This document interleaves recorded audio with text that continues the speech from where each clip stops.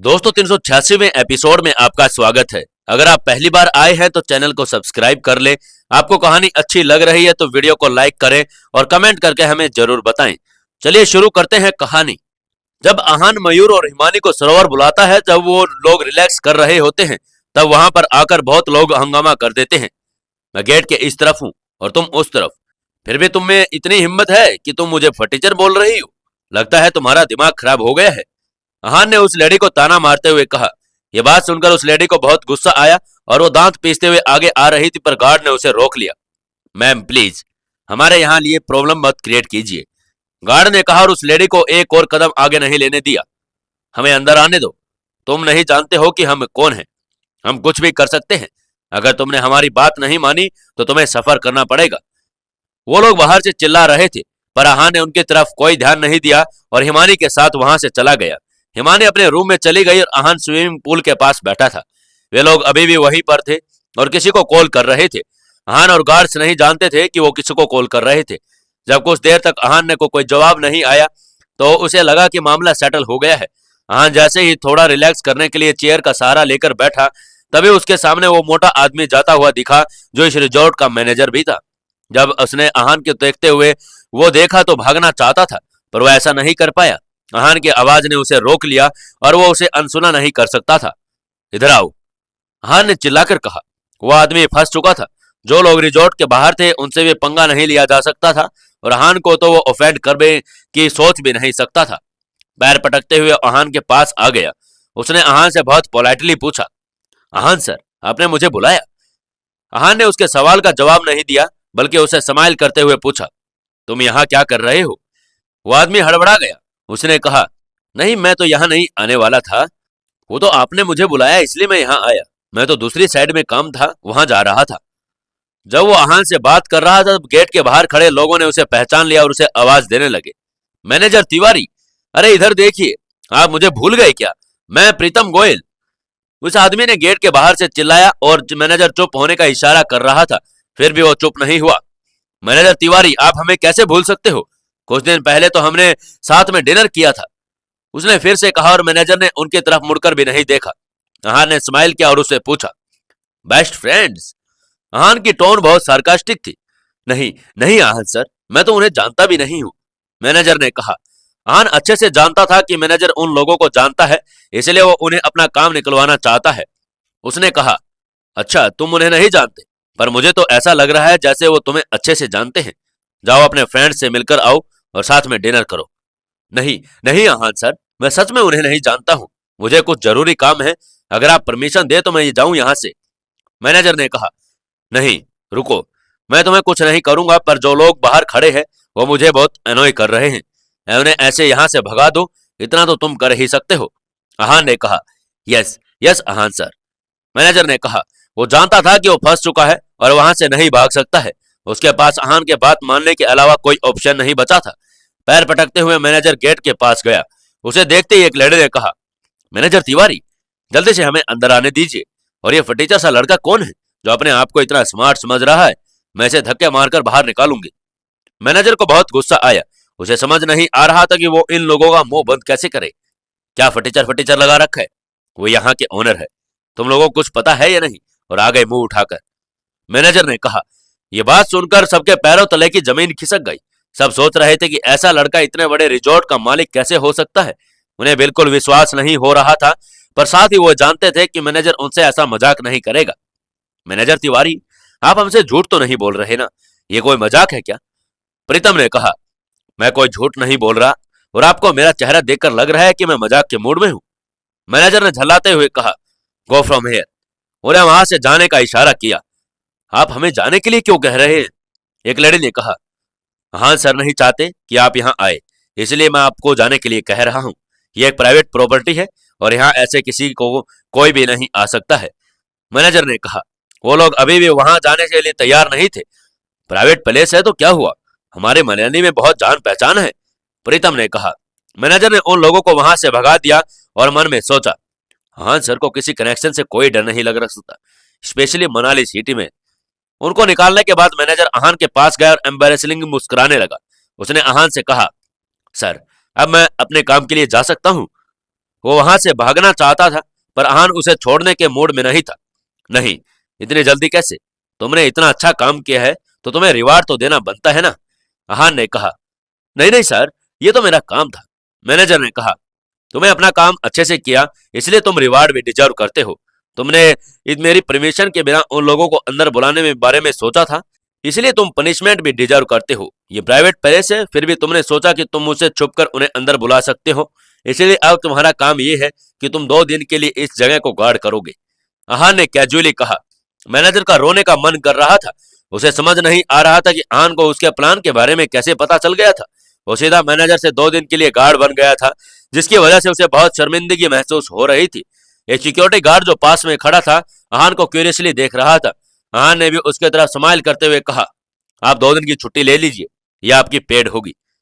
सरोवर manner में जो भी हुआ था वो बहुत नॉर्मल चीज थी। उसकी वजह से अहान के लाइफ पे कोई खास फर्क नहीं पड़ा था, और अहान ने जो कुछ दिन पहले किया था उसकी वजह से नॉर्थ ईस्ट रीजन में हंगामा हो गया था। अभिनीत इस वक्त कुछ अपने फ्रेंड्स के साथ ड्रिंक्स कर रहा था। उनमें से एक सुखदेव का बेटा वासु भी था। वासु ब्रो, मैच में आखिर हुआ क्या था? क्या सच में सुखदेव अंकल हार गए? अभिनीत ने पूछा। सुखदेव अपने शहर वापस आ गया था और रिकवर कर रहा था। मैच के बाद क्या हुआ है साफ साफ किसी को कुछ नहीं पता। सबने बहुत रूमर्स सुने थे। सुखदेव भी रिकवर होने के बाद क्लैरिफिकेशन के लिए बाहर नहीं आए थे, और अपना आहन ने मुंह में यह मिट्ठू बनने की जरूरत नहीं थी, इसलिए किसी के पास डेफिनेट न्यूज नहीं थी आखिर मैच में हुआ क्या था। अभिनीत ने सोचा कि वो वासु को कोई खबर निकलवा पाएगा, पर उसने सवाल किया। वासु ने पहले एम्बेरसिंग स्माइल किया और फिर कहा, यह सब अहान की चाल की वजह से हुआ है। डैड उसे हराने ही वाले थे, पता नहीं अचानक से क्या हुआ, उसकी आंखें लाल हो गई और उसकी बॉडी में अजीब से चेंजेस शुरू हो गई। उसकी बॉडी में ताकत बढ़ गई और सारा पेन खत्म हो गया। डैड ने उसे मारने की कोशिश की, पर उसे कोई फर्क ही नहीं पड़ा। अभिनीत ने ऐसे पहले कभी नहीं सुना था, इसलिए वो शौक था, और उसने पूछा, ये कौन सा मार्शल आर्ट स्टाइल है? उस वक्त मुझे भी नहीं पता था, मैंने भी वापस आकर सर्च किया तो मुझे पता चला कि इविल आर्ट्स है, वासु ने कहा। वो क्या है? अभिनीत ने पूछा। तुम्हें ब्लड शैडो ग्रैंड मास्टर के बारे में पता है, जो 30 साल पहले एग्जिस्ट करते थे? वासु ने पूछा। मैंने डैड से उनके बारे में सुना था, पर वो मर गए ना, उनसे रिलेटेड भी बहुत सारी स्टोरीज है, अभिनीत ने कहा। ये इविल आर्ट्स उन्हीं की देन है, वासु ने कहा। वो दोनों अहान से नफरत करते थे, दोनों ही किसी तरह उसे मारना चाहते थे, अभिनीत ने इरिटेट होते हुए कहा। पहले उस अहान ने मुझे मारा, अब सुखदेव अंकल के साथ उसने किया। अब सिर्फ मेरी और उनकी हार नहीं, बल्कि पूरे नॉर्थ ईस्ट रीजन की हार है। अभिनीत ब्रो, हम उस अहान से बदनामी का बदला जरूर लेंगे। एक दिन आएगा जब वो रोएगा और हम हंसेंगे, वासु ने कहा। रायचंद फैमिली नॉर्थ ईस्ट में एक बहुत जानी मानी फैमिली थी। उनके पास बहुत पैसा तो था ही, साथ में उनके जैसे मार्शल आर्ट स्किल भी बहुत कम लोगों के पास थी। वो रियल एस्टेट और स्टॉक मार्केट के किंग थे। उनके ही घर में प्रेयर के बाद सब जाने लगे, तब अभिनेत ने अंकल सचिन रायचंद ने उसे रोक लिया। उसे साइड में ले जाने के बाद उन्होंने उससे पूछा, तुम मनाली गए थे ना, कुछ मिला वहां से? अभिनीत कंफ्यूज था, उन्हें इसके बारे में कैसे पता था, वो कैसे जानते कि वो नहीं जानता, इसलिए उसे सच कहा। हाँ, मैंने वहां कुछ फ्रेंड्स बनाए हैं, अभिनीत ने कहा। रायचंद फैमिली का बेटा मिहिर राजा था, सचिन ने पूछा। अभिनीत को समझ नहीं आया कि सचिन की बात कैसे जानता है, उसने अभी तक किसी को कुछ नहीं बताया था। अंकल को सब पता है, तुम मुझसे पूछ क्यों रहे हैं? अभिनीत ने पूछा। मैं तुम पर जासूसी नहीं करना चाहता था, पर जब मुझे इसके बारे में पता चला तो मैं नहीं रुक पाया। तुम इतने स्मार्ट और थॉटफुल हो, मैंने सोचा नहीं था, सचिन ने कहा। आपके कहने का मतलब क्या है सचिन अंकल? अभिनीत ने कहा। मैं हमारा रायचंद खानदान एक्सपेंड करना चाहता हूँ। नॉर्थ ईस्ट एरिया तो हमारा है ही, पर दुनिया की बहुत बड़ी है, सचिन ने कहा। और आगे कुछ कह पाता इससे पहले कुछ लोग वहां आ गए, इसलिए वो चुप हो गया और उसने कहा, मैं तुमसे बाद में बात करता हूँ, तुम्हें तो किसी से मिलना है, वो हमारी स्ट्रेंथ एक्सपेंड करने में मदद करेंगे, सचिन ने कहा। सचिन के दिमाग में इस समय क्या चल रहा था? क्या अभिनीत और वासु अहान से बदला ले पाएंगे? जानने के लिए जुड़े रहिए हमारी इस कहानी के साथ। दोस्तों, कल की वीडियो के कमेंट बहुत अच्छे लगे, और कल के वीडियो के जो नाम है वो 5वें एपिसोड के बाद अनाउंस किए जाएंगे। कल के कमेंट में आपने बताया कि आप अपने माता पिता को सबसे ज्यादा प्यार करते हैं। तो दोस्तों, आज का सवाल ये है कि आप उस इंसान को क्या गिफ्ट देना चाहते हैं जिस इंसान को आप दुनिया में सबसे ज्यादा प्यार करते हैं? आप क्या गिफ्ट देना चाहते हैं, इस बारे में कमेंट करके जरूर बताइए। कल की वीडियो में उनके बारे में बताया जाएगा। तब तक ये अपने उन साथियों के साथ इस वीडियो को शेयर भी कर दीजिए। दोस्तों, 387वें एपिसोड में आपका स्वागत है। चलिए शुरू करते हैं कहानी। एक बड़े से प्राइवेट रूम में सचिन और कुछ लोग थे जो वाइन पी रहे थे। सचिन ने सबसे कहा, आज मैं बहुत खुश हूं कि आप लोग मेरे बुलाने पर यहाँ आए हो। Thank you for your accepting my invitation. वहां पर जितने भी लोग थे सब बहुत हाई क्लास और एलिट लोग थे। कोई लोग हाई क्लास ऑफिशियल थे, तो कोई मार्शल आर्ट फैमिली से बिलोंग करते थे, तो कोई रिच बिजनेसमैन और इंडस्ट्रियलिस्ट थे। सब लोग खड़े थे और आपस में बात कर रहे थे, पर एक इंसान जो साइड में चुपचाप बैठा था वो था अभिनीत। इसके अलावा वहां दो लड़के और थे जिनके पास बहुत कम एक्सपीरियंस था, इसलिए वो साइड में बैठे थे। वो दोनों अभिनीत से भी दूर बैठे थे। कुछ ड्रिंक्स के राउंड के बाद सचिन अभिनीत के पास आया और उसे उन दो लड़कों से मिलवाने के लिए ले गया। उसके पास पहुंचकर सचिन ने पूछा, अभिनीत, क्या तुम इन दोनों लड़कों को जानते हो? अभिनीत उन्हें नहीं जानता था, इसलिए उन्हें मना कर दिया। सचिन ने स्माइल किया और कहा, अगर तुम इन दोनों एक्सीलेंट भाइयों को नहीं जानते हो तो तुम बहुत कुछ नहीं जानते। ये दोनों शाही हिल स्कूल्स के फाइटर्स हैं। सचिन ने खुद अभिनीत उन दोनों भाइयों से मिलवाने के लिए लाया था, इसलिए वो बिना उसकी तारीफ के इंट्रोडक्शन कैसे दे सकता था। अभिनीत भी जानता था, भले वो उन दोनों को नहीं जानता, पर उन्हें पोलाइटली ही ग्रीट करना पड़ेगा। इसलिए उसने कहा, silly me, how should I address my extraordinary brothers? I am Avnish Mehta and I am Devashish Mehta. जब उन दोनों लड़कों ने अपना इंट्रोड्यूस किया तो उन्होंने एक दूसरे को ग्रेट किया। अभिनीत, तुम मार्शल आर्ट्स को जानते हो और प्रैक्टिस भी करते हो, पर अगर तुम्हें स्काई हिल स्कूल्स के बारे में नहीं पता तो तुम कुछ मिस कर रहे हो, सचिन ने कहा। अभिनीत ने बहुत पोलाइटली पूछा, सचिन अंकल, क्या आप मुझे स्काई हिल स्कूल के बारे में और बता सकते हैं? इसके बारे में इतना स्पेशल है क्या? सचिन ने अभिनीत को बताना शुरू किया, तुम तो जानते हो कि इंडिया में बहुत कम मार्शल आर्ट ग्रैंड मास्टर है, पर क्या तुम्हें पता है कि उनमें से 2 martial art grand master sky hill school से हैं। नंबर 1 स्कूल है। यहाँ पर जितने भी प्रैक्टिशनर्स हैं सब बहुत स्ट्रॉन्ग और टैलेंटेड हैं। तुम्हारे सामने जो 2 लोग हैं वो भले ही तुमसे उम्र में छोटे हैं, पर दोनों की स्ट्रेंथ तुमसे बहुत ज्यादा है। सचिन की बातें सुनकर वो दोनों बहुत प्राउड फील कर रहे थे। उन्हें लग रहा था कि उन्होंने अपने लिए तो नाम कमाया, पर साथ ही अपने स्कूल का नाम भी रोशन कर दिया। अभिनेत्री ने सब सुनने के बाद कहा, वाओ, मैंने कभी नहीं सोचा था कि आप इतने पावरफुल होंगे। क्या मैं आपका कल्टीवेशन बेस जान सकता हूँ? उन दोनों में से छोटे भाई अवनीश ने कहा, भैया तो ऑलरेडी ट्रांसफॉर्मेशन स्टेज के पीक पर पहुंच गए हैं और मैं अभी कन्वर्टिंग फोर्स के 3rd लेवल पर हूँ। उन दोनों के लेवल सुनकर अभिनीत की आंखें बड़ी हो गई और उसका जो ड्रॉप हो गया।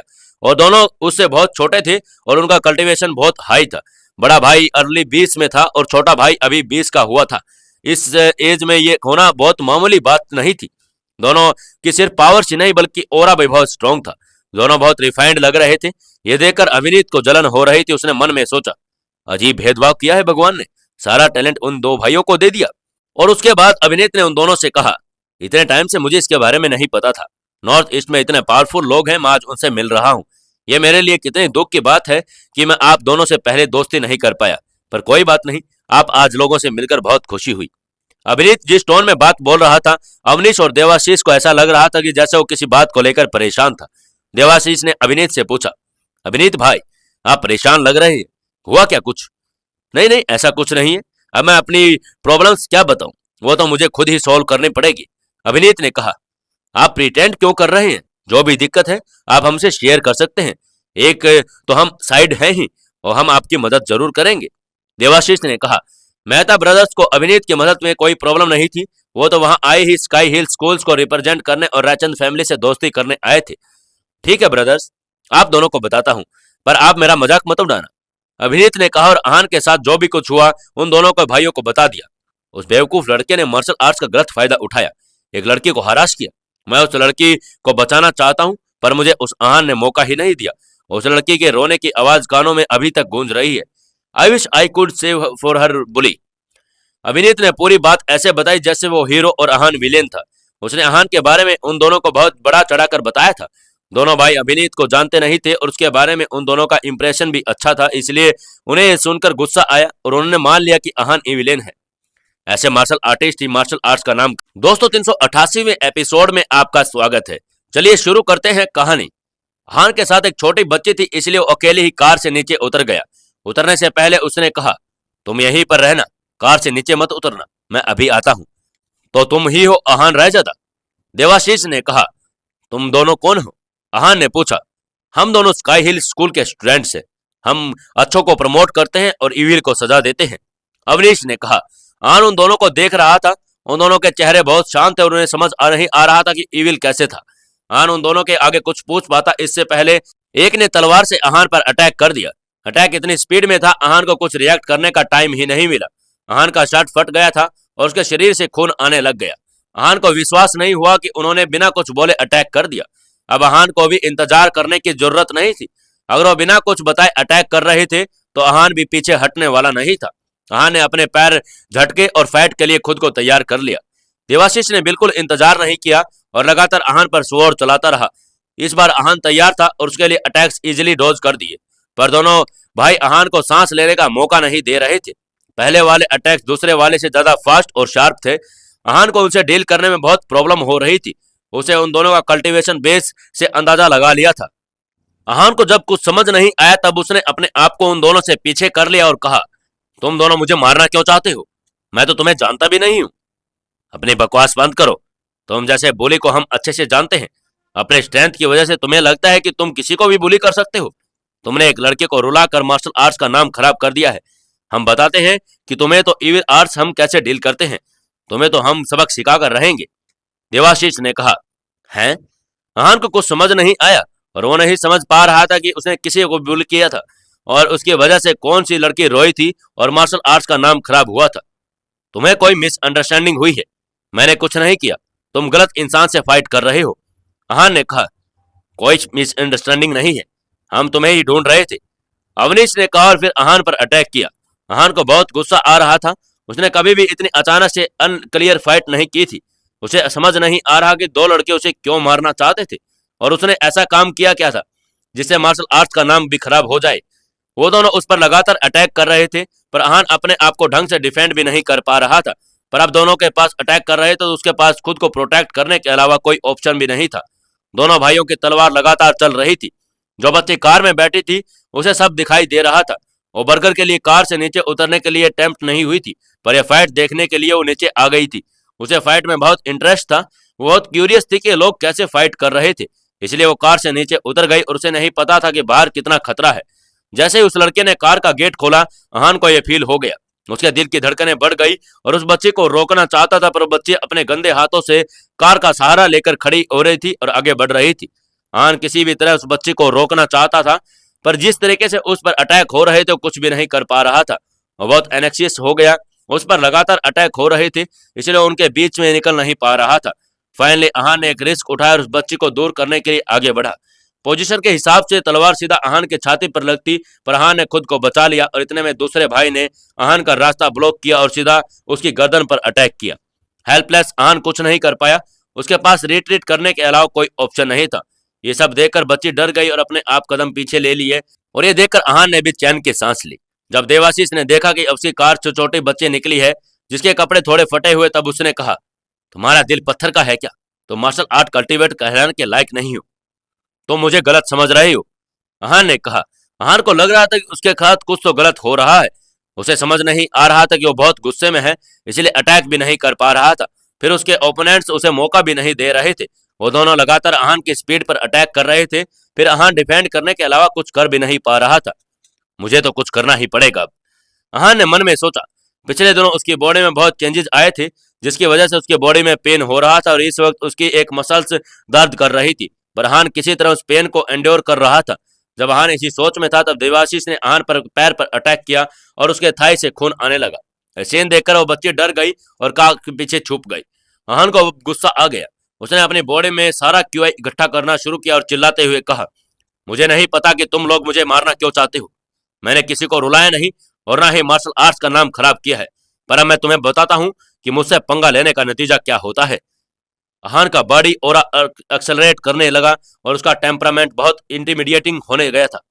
अब अहान का ओरा और एक्सेलरेट हो रहा था तब किसी ने कहा, स्टॉप। अहान अब कल्टीवेशन स्टेज में पहुंच चुका है इसलिए उसके लिए अब रुकना इम्पॉसिबल था और वो लगातार अपना ओरा बढ़ा रहा था। उसकी आंखें लाल हो गई थी और शरीर में गर्मी महसूस हो रही थी। इस ओरे की वजह से दोनों भाई कुछ कदम पीछे हो गए और अहान को देख रहे थे। जिसे आवाज लगाई थी उसे भी प्रोटेक्ट कर रहे थे। वो जानते थे कि आवाज लड़की की थी और जब उसने लड़की को देखा तो वो हैरान हो गई। उस लड़की ने ब्लैक ड्रेस और रेड हाई हील्स पहनी हुई थी। दोनों भाई एक साथ बोले, मिस नीतू।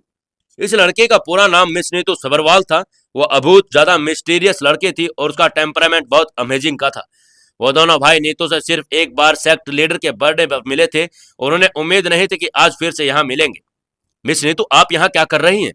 देवाशीष ने पूछा। नीतू को उनसे कोई जवाब नहीं दिया और बल्कि वो कार के पीछे छुपी हुई बच्चे के पास गई और बोली, तुम यहाँ क्या कर रही हो? उस बच्चे ने कोई जवाब नहीं दिया और वो बहुत डर रही थी। तुम्हें पता है मैं तुम्हें कब से ढूंढ रही हूँ, तुम यहाँ हो, तुम जानबूझकर मुझे अवॉइड क्यों कर रही हो? नीतू ने कहा। वो बच्चे को जवाब दे पाती इससे पहले आहान आगे आकर खड़ा हो गया और बोला, तुम्हें उससे क्या मतलब है? आहान के औरे की वजह से नीतू पीछे और गई और गिर गई। मिस नीतू, आप ठीक तो है ना? देवाशीष ने कहा। दोनों भाई नीतू की तरफ भागे और उसे प्रोटेक्ट करना। अब नीतू ने आहान पर अटैक कर दिया। नीतू का अटैक बहुत फियर्स और आहान ने उसे इजिली इंड्योर कर दिया। इन दोनों भाइयों भी आहान पर अटैक करने के लिए तैयार हो गए, पर अब आहान बिल्कुल तैयार था। वो एक बार फिर दोनों भाइयों के बीच आ गया और उससे फाइट करने के लिए तैयार हो गया। नीतू ने उस लड़की को देखा और कहा, मैं तुम्हें यहाँ से लेकर जाऊंगी, जब तक तुम मेरे साथ नहीं चलोगी मैं तुम्हारा यही इंतजार करूंगी। उधर उन तीनों के फाइट के इंटेंस होती जा रही थी। आहान की स्ट्रेंथ बहुत ज्यादा बढ़ गई थी। अब उसे डील करना मुश्किल हो गया था। उसकी ब्लीडिंग रुक गई थी और उसे अपने अंदर कोई दर्द भी नहीं महसूस हो रहा था। अब आहान के पास अपर हैंड था। इस वक्त एक जगह पर दो अलग अलग ओरा थे। एक तरफ आहान जो बहुत फायर था और दूसरी तरफ नीतू जो बहुत ही काम थी। एक साइलेंट थी और दूसरा वायलेंट। एक लड़का था और दूसरी लड़की। पर बात सिर्फ उस वक्त फीलिंग की थी। जब आहान ने अवनीश की छाती पर पंच किया तो सब बदल गया और उसके मुंह से खून निकला और उसकी रिब्स डैमेज हो गई। देवाशीष भी बहुत एनेक्सियस हो गया। उसके हाथ में जो तलवार थी वो शेयर करने लगी। उसे एहसास हो गया कि शायद अब वो हार जाएंगे। देवाशीष ने नीतू की तरफ देखा और उसे मदद मांग रहा था। उसने अभी अभी उसका अटैक देखा था, इसलिए वो जानते थे कि नीतू बहुत पावरफुल है। अगर वो उन दोनों को भाइयों को ज्वाइन कर ले तो फिर आहान को कैप्चर करना बिल्कुल मुश्किल नहीं होगा। पर नीतू ने कुछ रिक्वेस्ट नहीं किया और वहां पर खड़ी रही। वो उनकी मदद नहीं करना चाहती थी। हेल्पलेस देवाशीष को वापस मैदान में उतरना पड़ा था। दोनों 3-4 अटैक तो किए थे पर उनकी ताकत खत्म हो गई। दोनों अलग अलग डायरेक्शन में भाग गए। आहान को समझ नहीं आया कि वो कहाँ भागे, इसलिए उन्हें जाने दिया। इसके जाने के बाद आहान ने जैसे ही नीतू के कंधे पर हाथ रखा, उसने उसका हाथ मरोड़ दिया। उसके एक दूसरे हाथ को भी यही किया और फिर एक साथ पैर के साथ भी यही किया। आहान को जमीन पर गिरा हुआ देखकर उस बच्चे ने रिएक्ट किया और ये जाकर आहान को देखना चाहती थी। जब नीतू ने देखा कि उस बच्ची को आहान में बहुत फिक्र हो रही थी, तब उस लड़के ने कहा, तुम इसे जानती हो? उस लड़के ने कोई जवाब नहीं दिया और जाते जाते रुक गई। वो नीतू से बहुत डर रही थी। अच्छा, तो तुम इसे नहीं जानती तो फिर इसे मार देते हैं, नीतू ने कहा और उस पर अटैक करने के लिए तैयार हुई। क्या नीतू सच में आहान को मार देगी या फिर वो लड़की कुछ बोलेगी और आहान को बचा लेगी? जानने के लिए जुड़े रहिए हमारी इस कहानी के साथ। दोस्तों, जो मैंने आपसे सवाल पूछा है कि आप अपने प्यारे इंसान को क्या गिफ्ट देना चाहेंगे, आप जो भी प्यारा गिफ्ट देना चाहते हैं कमेंट में लिखें। मैं आप लोगों की आवाज उन प्यारे इंसानों तक, आपको जो प्यार करते हैं, जो आप उनको इस दुनिया में प्यार करते हैं, पहुंचाने का काम करूंगा। तो दोस्तों, कमेंट करके जरूर बताइए कि आप उस इंसान को जिसे आप सबसे ज्यादा प्यार करते हैं उसे क्या गिफ्ट देना चाहते हैं। दोस्तों, 389वें एपिसोड में आपका स्वागत है। दोस्तों, आपके कहने पर मैंने इस वीडियो का टाइम 6:30 बजे शाम को कर दिया है। तो आप लोगों की भी जिम्मेदारी बनती है दोस्तों, इस वीडियो को ज्यादा से ज्यादा प्यार दें, इस वीडियो को ज्यादा से ज्यादा शेयर करें और कमेंट करें और लाइक जरूर करते रहें। चलिए शुरू करते हैं कहानी। अच्छा, तुम इसे नहीं जानती तो फिर इसे मार देते हैं, नीतू ने कहा और उस पर अटैक करने के लिए तैयार हुई। नो, उस बच्चे ने कहा। जैसे उसने बात कही, नीतू ने उसकी तरफ देखा और स्माइल करने लगी। उसने कहा, तुम्हें इसकी बहुत फिक्र है, इसने तुम्हारे साथ अच्छा बिहेव किया। तो फिर बच्ची चुप हो गई और उसने कुछ नहीं बोला। उसकी आंखों में डर साफ दिखाई दे रहा था। ठीक है, मैं इसे नहीं मारूंगी, नीतू ने कहा। हाँ, नीतू के लिए बस एक अनजान था, उसके लिए उसका जीना या मरना फर्क नहीं पड़ता था। नीतू का नेचर ऐसा नहीं था कि वो किसी को भी बिना बात के मारती रहे। उसने आहान को उठाया। इस वक्त तो जमीन पर गिरा हुआ था। उसे कार की बैक सीट पर लेटा दिया और आहान इन सब बातों के बारे में कुछ नहीं पता चला। अब कार नीतू चला रही थी और वो तीनों कहाँ जा रहे थे आहान को इस बात का कोई अंदाजा नहीं था। आहान की बॉडी में बहुत पेन हो रहा था, जिसकी वजह से वो बेहोश हो गया था। नीतू के अटैक की वजह से उसके दोनों हाथ और एक पैर में इंजरी हो गई थी। दर्द की वजह से वो काफी देर तक बेहोश रहा। जब आहान की आंख खुली तब उसने देखा कि वो मेडिसिनल टेप पर था। अब उसने आसपास बहुत स्ट्रॉन्ग स्मेल आ रही थी, जिसकी वजह से उसका मुंह बन गया। उसने समझ नहीं आया कि ये स्मेल किस चीज की है। वह जरूर जानता था कि ये लिक्विड से आ रही है जो उसकी बॉडी सोख कर रही थी। तब वो बाहर निकलना चाहता, पर उसे हाथ पैर फील नहीं हो रहे थे। ये सब उस मेडिसिनल लिक्विड की वजह से इफेक्ट हो रहा था। अहान की बॉडी में अभी भी बहुत पेन था और वो बिल्कुल हील नहीं कर पा रहा था। उसने अभी जितना पेन हो रहा था उसे एंड्योर नहीं कर पा रहा था, इसलिए फिर से बेहोश हो गया। धीरे धीरे अहान का पेन उसकी बॉडी में फैल रहा था और कोई भी ऐसा मसल था, नर्व नहीं था जिसमें अहान को पेन नहीं फील हो रहा था। कुछ देर तक मेडिसिनल लिक्विड डिल्यूट होने लगा और अहान की बॉडी से फिल्टर हो चुका था। अहान की बॉडी से सारी इम्प्योरिटीज निकल चुकी थी। अहान नहीं जानता था कि उसे कितनी देर बाद होश आया और अभी भी उस टब में था और उसे स्मेल कम हो चुकी थी। अहान जब होश आया तब उसका सारा बॉडी पेन खत्म हो चुका था। वो बहुत फ्रेश और न्यू फील कर रहा था। कुछ देर पहले वो जितने अनकंफर्ट में था उतना ही कंफर्टेबल फील कर रहा था। जब उसने आंखें खोली तो पीठ देखकर ही पहचान गया कि वो किसके साथ है। तुम्हें होश आ गया? नीतू पीछे मुड़ी और उसने कहा, इस वक्त वो कुछ पीस रही थी। ये कौन सी जगह है? अहान ने पूछा। चिंता मत करो, ये मेरा घर है। मैंने तुम्हें कोई नुकसान नहीं पहुंचाया। जब तुम बेहोश हुए थे तब तुम्हारा कल्टीवेशन बहुत स्ट्रेंज लेवल पर था। तुम्हें पेन भी था, इसलिए उसे रिलीफ पाने के लिए मैंने कुछ मेडिसिनल हर्ब का यूज करके ये लिक्विड बनाया था। तुम इसमें अपना बॉडी सोक कर रहे थे, नीतू ने अहान को बताया। अहान नीतू का बहुत सीरियस देख रहा था और समझ नहीं आ रहा कि नीतू को थैंक यू कैसे बोले। अहान जितने पेन में था उतना पेन उसे सहन करने के लिए बहुत मुश्किल था और पिछली बार जब उसने अपने आप को ट्रांसफर करके सुखदेव से फाइट की तो उसके बाद एक हफ्ते तक पेन में था। इस बार उसे दर्द ज्यादा हो रहा था। वो नहीं जानता था कि अगर नीतू उसकी मदद नहीं करती तो पेन कितनी देर और सहन करना पड़ता। अचानक से नीतू ने फिर से कहा, मुझे नहीं पता तुम कैसी ट्रेनिंग कर रहे हो, पर मैं इतना जरूर जानती हूँ कि तुम जीनियस हो। तुम मार्शल आर्ट्स में अगला बड़ा नाम बन सकते हो, पर तुम्हें केयरफुल रहने की जरूरत है। आगे से अपने बॉडी को ट्रांसफॉर्म करने की कोशिश मत करना, ये तुम्हारे लिए अच्छा नहीं होगा। हाँ, नीतू की सारी बातें समझता था पर वो कुछ नहीं कर सकता था। उसने मन में सोचा, कभी ना कभी हम ना चाहते भी कुछ कदम उठाने ही पड़ते हैं। जब नीतू ने मेडिसिन बना ली तब वो वहां से चली गई। इस वक्त अहान रूम में अकेला था और बॉडी को टब में सोक कर रहा था। तभी वहां छोटी बच्ची आई और बहुत डेलिकेट लग रही थी।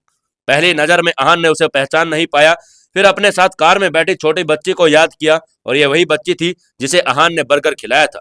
वो बहुत शाय थी, इसलिए अहान को टेबल के पीछे देख रही थी। उसे देखकर अहान स्माइल करने लगा। अब उसे डर नहीं लग रहा था, इसलिए वो धीरे धीरे आगे आई और टब के पास आकर खड़ी हो गई। उसने देखा कि अहान एक लिक्विड में सोक कर रहा है। जब उसके पास आकर खड़ी हुई तब अहान ने उससे पूछा, आपको मुझसे डर लग रहा है? बच्चे ने कुछ नहीं कहा और एक टक अहान को देखती रही। उसे कुछ समझ नहीं आया कि क्या बोले, इसलिए उसने गिव अप कर दिया और नीचे देखने लगी। तुम इसे देखने आई हो? इतने में वहां नीतू आई और वो उसके पीछे आकर खड़ी हो गई। उसकी आवाज सुनकर वो अहान के पीछे छुप गई। तुम इसे देखने बाहर आ गई, पर मुझे देखने नहीं आती, क्यों? नीतू ने कहा, पर उस बच्चे ने कोई जवाब नहीं दिया। वो चुपचाप अहान के पीछे खड़ी रही।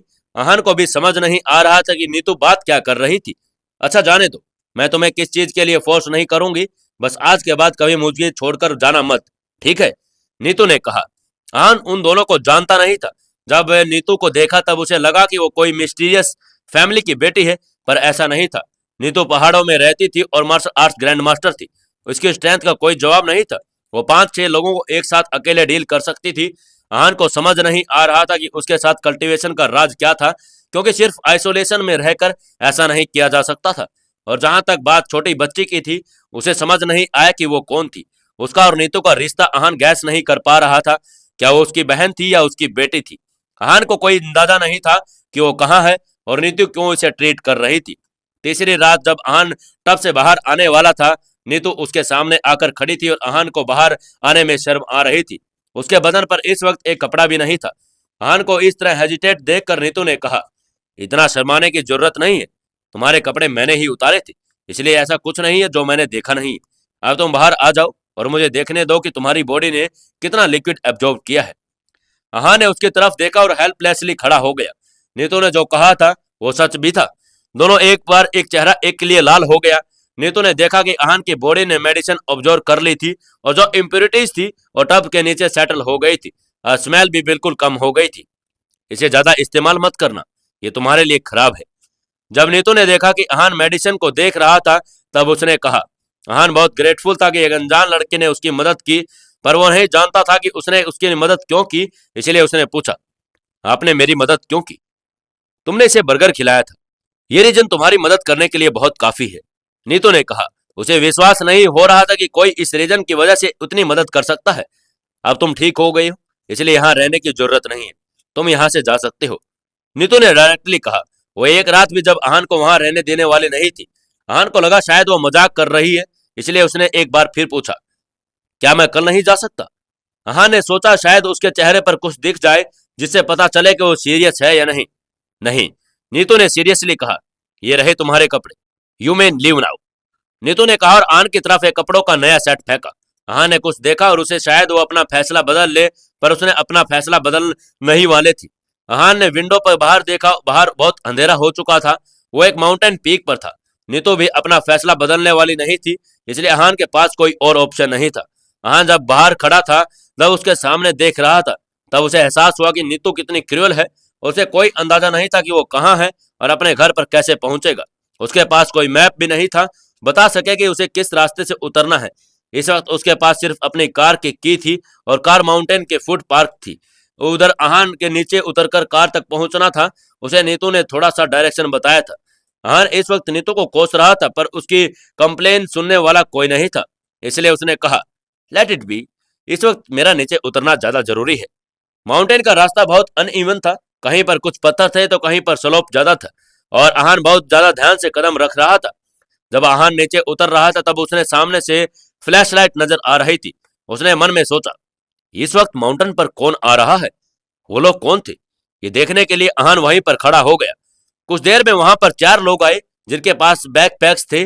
देखने में वो लोग ट्रेवल्स लग रहे थे। अहान ने मन में सोचा, ये लोग अक्सर वेकेशन पर है तो इतने लेट पहाड़ पर चढ़ाई क्यों कर रहे हैं? यंग मैन, इतनी रात को तुम यहाँ क्या कर रहे हो? एक अधेड़ उम्र के आदमी ने अहान से पूछा। नीचे जा रहा हूं, अहान ने कहा। इसके बाद उसने पूछा, आप लोग इतनी रात को चढ़ाई क्यों कर रहे हैं? उस आदमी ने कहा, हम लोग यहाँ पर सनराइज देखने आए हैं। नीचे हमसे ज्यादा देर वेट नहीं हो रहा था, इसलिए चढ़ाई शुरू की। ओह, अहान को यह रीजन बहुत जेन्युइन लग रहा था। वैसे यहाँ से नीचे उतरने में कितना वक्त लगेगा? अहान ने पूछा।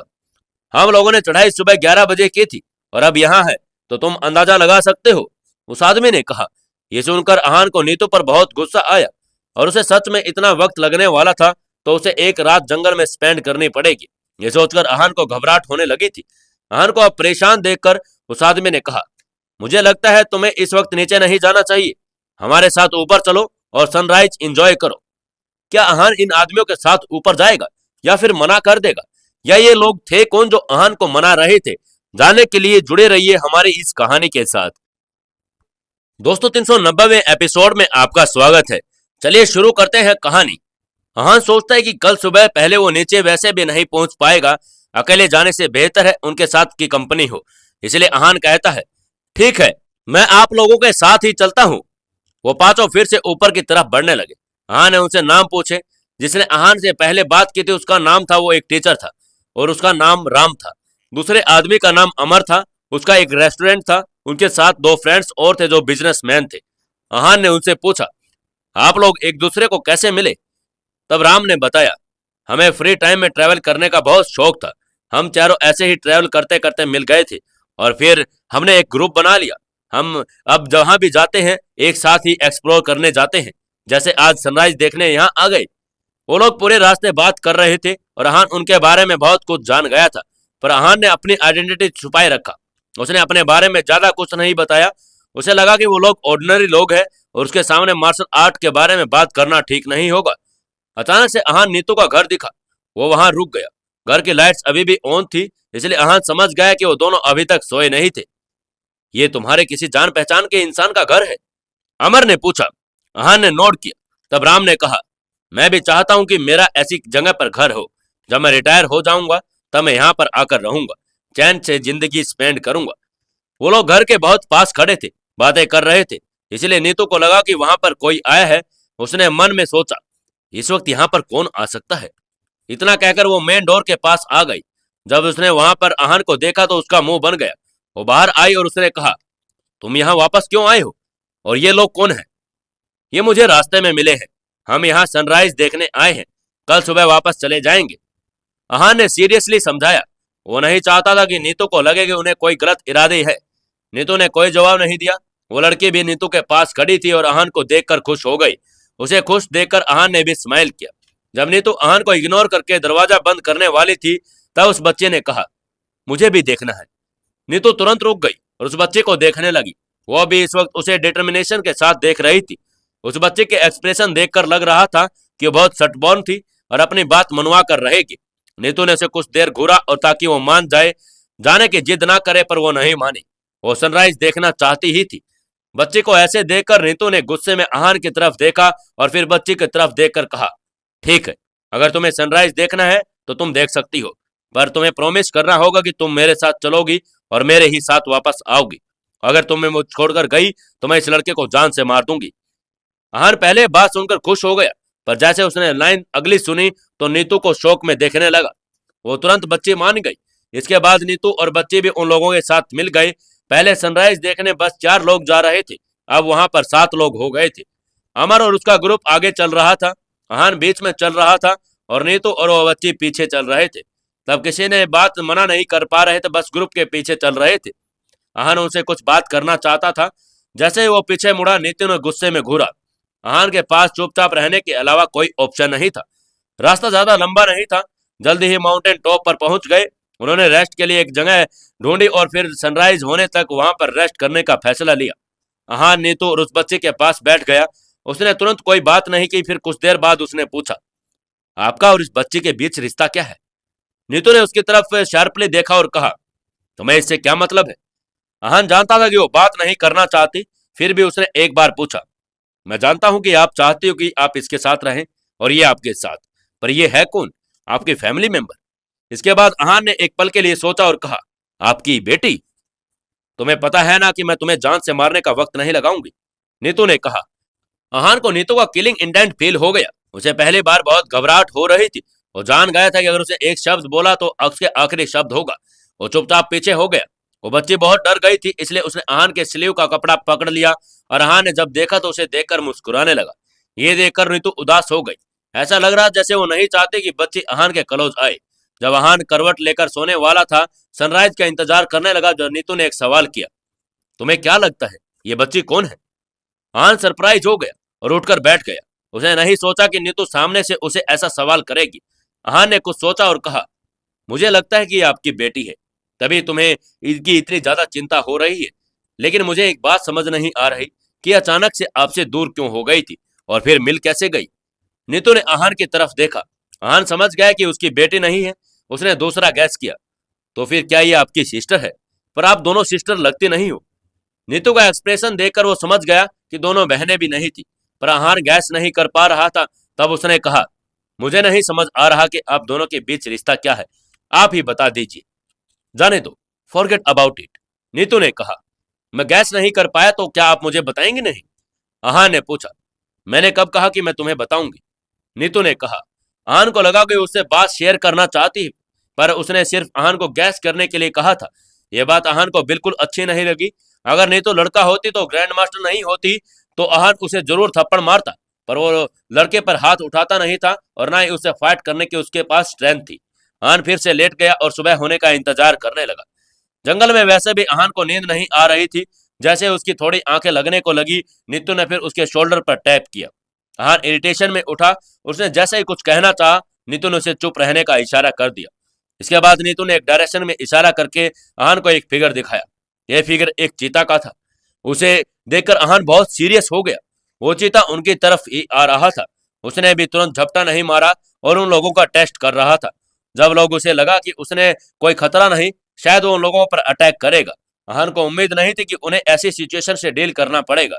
आहान उससे डील कर सकता था, पर सबको प्रोटेक्ट नहीं कर सकता था। नीतू ग्रैंड मास्टर थी, इसलिए उससे ज्यादा भरोसा था। उसने रिलैक्स होते हुए नीतू से पूछा, आप इससे डील कर सकती हैं? नीतू ने नोट किया, पर फिर भी साथ में कहा, लेकिन मैं अपनी इन्हें स्ट्रेंथ नहीं दिखा सकती हूँ। आहान पजल था। उसने पूछा, क्यों? नीतू ने जवाब दिया, इसके मेरे अपने रीजन से।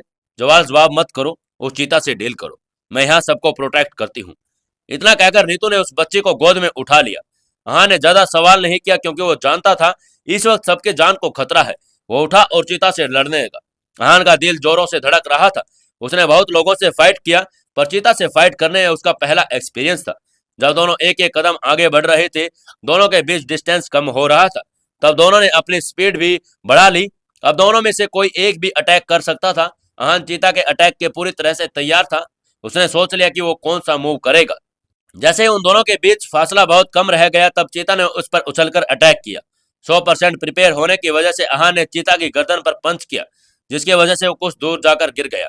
आहान भागकर उसके पास गया। उसने देखा कि वो बुरी तरह से घायल हो गया था। आहान उसे भी किसी कीमत पर जिंदा नहीं छोड़ सकता था, वरना वो फिर से अटैक करने की कोशिश जरूर करता। आहान ने उसकी तरफ देखा और कहा, इतने लोगों को बचाने के लिए अगर मुझे तुम्हें मारना पड़ेगा तो मेरे पास कोई ऑप्शन नहीं है। इतना कहने के बाद आहान ने उस चीता के सिर पर मारा और उसकी खोपड़ी तोड़ दी। इसके बाद आहान ने चैन की सांस ली और पीछे मुड़ा। पीछे मुड़ते ही उसने देखा कि नीतू जमीन पर गिरी हुई थी और बच्ची उसके पास बिल्कुल चुप बैठी थी। नीतू के पास ही अमर खड़ा था। उसके हाथ में एक छोटा सा चाकू था जिसे एक लिक्विड ड्रॉप हो रहा था। उसके चेहरे पर एक स्माइल थी। आहान ने उसके इस वक्त जो सीन देखा वो देखकर उसे आंखों पर विश्वास नहीं हो रहा था। नीतू में कितनी स्ट्रेंथ थी ये आहान नहीं देखा था, पर वो ग्रैंड मास्टर थी और इस वक्त जमीन पर गिरी हुई थी। आहान कन्वर्टिंग फोर्स होने के बाद भी उसे खरोंच नहीं पहुंचा पाया था और वह उम्र की वजह से घायल हो गई थी और जमीन पर पड़ गई थी। इसका मतलब अब साफ हो चुका था कि उसका ओपोनेंट नीतू के बराबर का ही था। आहान के दिल की धड़कनें बढ़ गई और उसके मन में बहुत डर था। वो वहां से भाग जाना चाहता था, पर उसने उस छोटे बच्चे को वहां देखा तो रुक गया। उसे अकेले नहीं छोड़ना चाहता था। आहान धीरे धीरे उन लोगों के पास जा रहा था। नीतू मर चुकी थी, अब उसे उस बच्ची को बचाना था। उन लोगों ने नीतू को क्यों मारा? क्या आहान उस बच्चे को बचा पाएगा? आखिर नीतू और उस बच्चे का क्या राज है? जानने के लिए जुड़े रहिए हमारी इस कहानी के साथ। दोस्तों, अब समय आ गया है कि हम कल के वीडियो के विनर्स का नाम अनाउंस करें, तो चलिए शुरू करते हैं। विनोद व्लॉग जी कहते हैं, मैं अपने बेटे से बहुत प्यार करता हूं। Thank you sir. Rahul Kumar ji, माँ बाप से बढ़कर कुछ नहीं होता। बिल्कुल सही कह रहे हैं सर आप। मिस्टर राजा, माँ पिता। आसिफ खान, अपनी माँ से सबसे ज्यादा प्यार करता हूँ। बिल्कुल sir. सलीक Ram Thackeray, Badnaam Badshah Azamgarh. Kailash Nimawat, Sumitra Dhatarwal, new status king Afzal Khan, Kuldeep Tapkir, Manish Warsi, Rajesh Sen, Lalit Kumar Patel Allahabad, Manveer Raja, Gulfam Ali, Kalil Ashmi, BR official, Ibrahim Mohsin, Jagat Prasad Nandal, Karan Singh, Danish, Sadiq Siddiqui, संतोष, श्वेत कमल, राकू कुमावत, मोहम्मद अली, रुस्ताना इलम खान, अजीत शुक्ला, SK सिंह, अकबर जुनेजा, गणेश अग्रवाल, भगवान सहाय, रिया अजमत शेख। ये सभी लोग कहते हैं कि अभी इनको अपने माता और पिता से बहुत प्यार करते हैं। सर बिल्कुल, आप सभी और हम सभी भी अपने माता और पिता से बहुत ज्यादा प्यार करते हैं। सुमेर सिंह, परवेज आलम, सुनील भीष्ट, केतन शाह, भारत कुमार, आयमरान बटर, यो फज करासी, भरत कुमार, बिमलेश सिंह, जीतू मनहा, टीनियो शाबिर, विनय मारवी, फैजल अंसारी, श्रवण कुमार गुप्ता, ओम प्रकाश सैनी, राजकुमार, विनोद कुमार, निजामुद्दीन अंसारी, अनविल असलाम, ओम प्रकाश सैनी, भरत चौधरी, प्रदीप सोनी, बैलिम अजहर और MD नसीम, खान बीबी खान, मुंतजा दास, धर्मेंद्र दुबे, रजत कुमार, नफीस अहमद, खान, नरेंद्र गुजर, शाह अंसारी। सब लोग कहते हैं कि हमें अपनी माता और पिता से बहुत प्यार है। सांसा अंसारी कहते हैं, मैं अपनी माँ से बहुत प्यार करती हूँ और क्योंकि माँ ही है जो हमें पाल पोस कर बड़ा करती है, हमारी प्यारी माँ। आई लव यू मोम, आई लव यू मोम। आपका बहुत बहुत धन्यवाद शाह अंसारी जी। रजीत कुमार, सूरज टांडी, अबाद खान, प्रदीप कुमार, ट्विंग समूची खान, नीलेश मारवी, करुणा चक्रवर्ती, नरेश कुमार, पवन पाल, देना लवली, देव कुमार, जितेंद्र, दीपेश अधिकारी, मोहम्मद सुनैहा, अजीत सिंह, हमास दाऊद, पुलकेश शाकिया, मोनादीम। शिवेंश कुमार कहते हैं कि मैं अपनी माँ से बहुत प्यार करता हूँ। बिल्कुल सर, सभी अपने माँ से बहुत प्यार करते हैं। तौहिद खान, अपने माँ पिता से ज्यादा प्यार करता हूँ। बिल्कुल सर। विशाल कुमार जी ने बहुत ही अच्छा कमेंट किया है, पर मेरे वाइफ ने मेरा बहुत साथ दिया है जब मेरे पास कोई नहीं था। I love my wife. बहुत अच्छा सर। अमित आर्य कहते हैं, मैं बाबा जी को बहुत प्यार करता हूँ। लिनन हॉस्टल, हम भी अच्छे कमेंट करते हैं, आप नेगलेक्ट करते हैं, हमारा कमेंट नहीं पढ़ा। सर आपका कमेंट आज पढ़ लिया है, आप चिंता मत कीजिए। मनोज कुमार जी कहते हैं कि सॉरी भाई, मैं 2 दिन से आपका कमेंट नहीं कर पा रहा। भाई मैं उड़ीसा से हूं और मेरी दुनिया मेरे माँ बाप हैं और बहन। आई सो लव माई फैमिली। बिल्कुल सर, कोई बात नहीं है। अगर आप बिजी थे तो कोई बात नहीं, लेकिन आपने इतना कहा हमारे लिए, इतना प्यार दिया, ये हमारे लिए बहुत अच्छी बात है। किरण पेगु कहते हैं very good story, thank you sir. Pratyush कहते हैं I like my father and mother both because they are very close to my heart. बिल्कुल सर, सभी अपने दिल के क्लोज होते हैं और अपने सबसे प्यारे अपने माँ बाप, अपने भाई बहन, अपनी वाइफ और अपने बेटे बेटी, अपनी फैमिली ही होती है। तो दोस्तों अपनी फैमिली को ज्यादा से ज्यादा प्यार करें और मेरे प्यारे दोस्तों की प्यारी फैमिली के लिए मेरी तरफ से भी बहुत बहुत प्यार। आप लोग भी प्यार इसी तरह बनाए रखिए, मुझे बहुत अच्छा लगता है आप लोगों से बात करके। और दोस्तों आज के सवाल का भी जवाब जरूर देकर जाइएगा। आज मैंने जो आपसे पूछा है कि आप अपने इस इंसान को जिससे आप सबसे ज्यादा प्यार करते हैं, अगर आपको गिफ्ट देना पड़े तो आप उनको क्या गिफ्ट देना चाहेंगे, कमेंट करके जरूर बताइए। इसी तरीके से अगली वीडियो में उनके नाम लिए जाएंगे। दोस्तों 391वें एपिसोड में आपका स्वागत है। चलिए शुरू करते हैं कहानी। हान धीरे धीरे उन दोनों के पास आ रहा था। जब वो 10 कदम दूर था तब अमर ने कहा, ये ऑलरेडी मर चुकी है, हम तुमसे कोई दुश्मनी नहीं करना चाहते हैं, वैसे भी तुम हम चारों से नहीं लड़ पाओगे, हमारा काम हो गया है, अब हम यहाँ से जा रहे हैं। हान जानता था कि उनसे अकेले फाइट नहीं कर सकता। उसने उन लोगों की तरफ देखा और कहा, आप लोगों ने ऐसा क्यों किया? आप इन्हें मारने ही आए थे क्या? आपने इन्हें क्यों मारा? क्या आप लोगों के बीच में कोई दुश्मनी थी? अहान लगातार उन लोगों से सवाल करता रहा। अहान को बहुत गिल्टी फील हो रहा था क्योंकि नीतू उसके साथ वहां आई थी। अरे वो घर बाहर नहीं रुकते तो शायद वो आज यहाँ नहीं होती। अमर ने जवाब दिया, हमारे पास प्लान था पर हमें नहीं पता था कि रास्ते में तुम मिल जाओगे। अहान रह जाता। यह सुनकर अहान हैरान था। अहान ने उसे सिर्फ अपना नाम बताया था पर अपना सरनेम नहीं बताया था, फिर वो कैसे जानते थे? अहान को हैरानी देखा अमर ने कंटिन्यू किया, तुम्हें क्या लगा अगर तुम्हें अपने बारे में नहीं बताओगे तो हमें पता नहीं चलेगा? हम जानते हैं तुम बहुत स्ट्रांग हो, इसलिए हमने हमारा प्लान ड्रॉप कर दिया था। अगर फिर तुम खुद ही इस लड़की को माउंटेन टॉप पर ले आए थे, हमें जैसा ही मौका मिला हमने अपना प्लान एग्जीक्यूट कर दिया। अहान को बिल्कुल उम्मीद नहीं थी कि इन लोगों ने उसे इस वक्त पहचान लिया था। अब अहान के पास रिग्रेट करने के अलावा कोई ऑप्शन नहीं था। अब उसे समझ आ गया कि वो क्यों कह रही थी कि वो फाइट नहीं कर सकती है, क्योंकि उसकी मजबूरी थी। वो दुनिया के सामने अपनी स्ट्रेंथ डिस्प्ले नहीं करना चाहती थी। अमर ने फिर कहा, इस लड़के का आज मरना फाइनल था, सब कुछ प्लान के हिसाब से हुआ, बस लोकेशन चेंज हो गई। अहान जानता था कि उन चारों को लड़ने के बाद वो उस बच्ची को नहीं बचा पाएगा, इसलिए उसने कहा, मैं आप लोगों से नहीं लड़ूंगा, आप लोग माउंटेन से नीचे चले जाओ, पर मुझे इस लड़की की बॉडी चाहिए। ये ऑलरेडी मर चुकी है और हमें इससे कोई लेना देना नहीं है, तुम चाहो तो इसे रख सकते हो, अमर ने कहा। इतना कहने के बाद वो लोग अहान को देखने लगे और उससे कुछ दूर जाने लगे। जब उन्हें विश्वास हो गया कि अहान उनका पीछा नहीं करेगा, तब वो लोग वहां से भाग गए। इसके बाद अहान नीतू की बॉडी के पास गया। उसने कभी नहीं सोचा कि इस लड़की को जिस कुछ दिन पहले मिला था उसकी बॉडी कलेक्ट करनी पड़ेगी। नीतू के पास वो लड़की बिल्कुल चुपचाप बैठी थी और ना रो रही थी ना कुछ बोल रही थी, वो बस नीतू को देखे जा रही थी। अहान ने उसे उठाने की कोशिश की पर उसने अपने आप को अहान से छुड़वा लिया और फिर नीतू के पास गई। वो बिल्कुल नहीं हिल रही थी। अहान और उस बच्ची को मिले कुछ ही दिन हुए थे, फिर भी दोनों को एक अट्रैक्शन फील हो रही थी।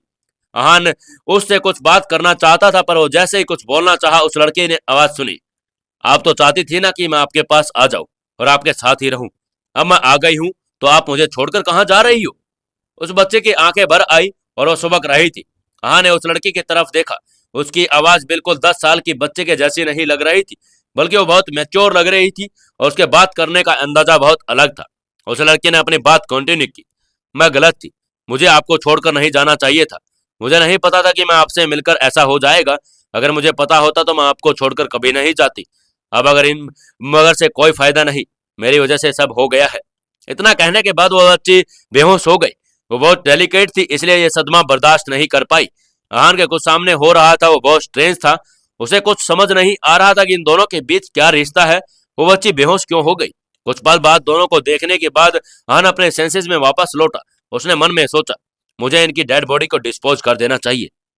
उसे नहीं पता था कि क्या करे, इसलिए उसके दिमाग में सबसे पहले नीतू से डील करना समझ आया। उसने उस बच्चे को साइड किया और नीतू की बॉडी को नीचे ले जाने के लिए उसे अपनी गोद में उठाने लगा। जैसे उसने बॉडी को हाथ लगाया, उसे कुछ अजीब सा महसूस हुआ। उसे एहसास हो रहा कि नीतू का क्यूआई ऊपर नीचे हो रहा है। इसका मतलब यह था कि नीतू अभी तक जिंदा है। अहान हैरान था। उसने सोचा, ऐसा कैसे हो सकता है? इस वक्त अहान के मन में बहुत सारे सवाल थे। उसने नीतू की बॉडी को अच्छे से देखा। अमर ने उसे सीधा दिल में चाकू घोंपा था, वहां से खून अभी तक बह रहा था। उसने जो कैसे कपड़े पहने थे उसे पूरी तरह से खून से सने हुए थे। ये जिंदा कैसे हो सकती है? उसने चाकू सीधा इसके दिल में मारा है और ब्लीडिंग अभी तक रुकी नहीं है। अहान ने मन में सोचा। अहान बहुत कंफ्यूज था। उसका ब्रीदिंग और ऊपर नीचे क्यूआई बता रहा था कि अभी तक जिंदा है। कंफ्यूजन में अहान ने नीतू के गले पर हाथ लगाया और उसकी ब्रीदिंग चेक करने लगा। उसके वेन्स में अभूत लाइट मूवमेंट थी। अहान समझ गया कि उसकी सांसें चल रही थी। अहान शौक से उबर नहीं पा रहा था। इस वक्त उसे नीतू की जान बचाना बहुत ज्यादा जरूरी था। उसके चोट से खून अभी बह रहा था। उसकी ब्रेथ हिटिंग भी फेंट हो रही थी। अहान के लिए सबसे ज्यादा जरूरी ब्लीडिंग को रोकना था। उसने हेजिटेट करते हुए नीतू के घाव की वजह से कपड़ा फाड़ा और उसका घाव चेक किया। घाव बहुत गहरा था। उसने अपने शर्ट का टुकड़ा फाड़ा और खून को रोकने की कोशिश की। गहरे कपड़े का टुकड़ा पूरी तरह से काला हो चुका था। जब अहान को कुछ समझ नहीं आया तब उसने अपने हाथ से खून रोकने की कोशिश की। उसने घाव को अपने हाथ से दबाया। बहुत देर स्ट्रेंथ और इंटरनल एनर्जी यूज करने के बाद फाइनल ब्लीडिंग रुक गई। इतनी एनर्जी यूज करने के बाद अहान पूरी तरह से एग्जॉस्ट हो चुका था और नीतू के पास ही बैठ गया। जब अहान सोच रहा कि वो दोनों को घर कैसे लेकर जाए, ना वो नीतू को अकेला छोड़ सकता और ना ही उस बच्ची को, अहान उन दोनों को कितनी मुश्किल से घर पर लाया था ये सिर्फ उसे ही पता था। अहान सुबह होने का इंतजार कर रहा था और नीतू के बेड पर साइड पर बैठा था। सुबह जब अहान की आंख खुली तब नीतू और लड़की बेड पर सोए हुए थे और आपस में सोफे पर सोया हुआ था। दोनों उठने का कोई साइन नहीं दिखा रही थी। अहान उठा और उन्हें देखा कि ब्लीडिंग पूरी तरह से रुक चुकी थी। उसकी ब्रीदिंग और हार्ट बीट बहुत ज्यादा फेंट थी। अहान घर में मेडिसिन हर्ब ढूंढने लगा। उसने कुछ हर्ब इकट्ठा किए और उसकी नॉलेज के हिसाब से उसने मेडिसिन बनाई। इसके बाद उसने वो मेडिसिन नीतू को दी और वो कोई प्रोफेशनल नहीं था। उसने जितना पता था उसके हिसाब से उसने कर दिया। इसके बाद अहान घर से बाहर चला गया। वहां एक स्प्रिंग वाटर की स्ट्रीम थी और सुबह की हवा बहुत फ्रेश थी। अहान थोड़ा थका हुआ था और फिर उसने एक फिगर दिखाई दिया। उसने पहले सोचा शायद ये कोई जंगली जानवर है, फिर उसे एक इंसान नजर आया। उसने बालों को जोड़े से बांधा हुआ था और एक रोप पहना हुआ था। इतना ही नहीं, उसकी पीठ पर एक तलवार भी बंधी हुई थी। अहान ने जब उस लड़के को देखा तो वो हैरान हो गया। इस वक्त उसके सामने जो खड़ा था वो विनीत सबरवाल था। अहान ने वहां देखकर विनीत को बहुत हैरानी हुई। उसने अहान की तरफ बो किया और कहा, तुम यहाँ क्या कर रहे हो और इस घर की ओनर कहाँ है? अहान नहीं जानता था कि विनीत नीतू को कैसे जानता है। उनके बीच की जो मीटिंग हुई थी उसके वजह से अहान के मन में उसे लेकर कोई खास इंप्रेशन नहीं था। उसने विनीत को ग्रीट किया और न ही बॉव किया। विनीत को इस बात से कोई फर्क नहीं पड़ा और वो चुपचाप घर में चला गया। अहान भी उसके पीछे चला गया। रूम में नीतू अभी भी बेहोश थी और बच्ची सो रही थी।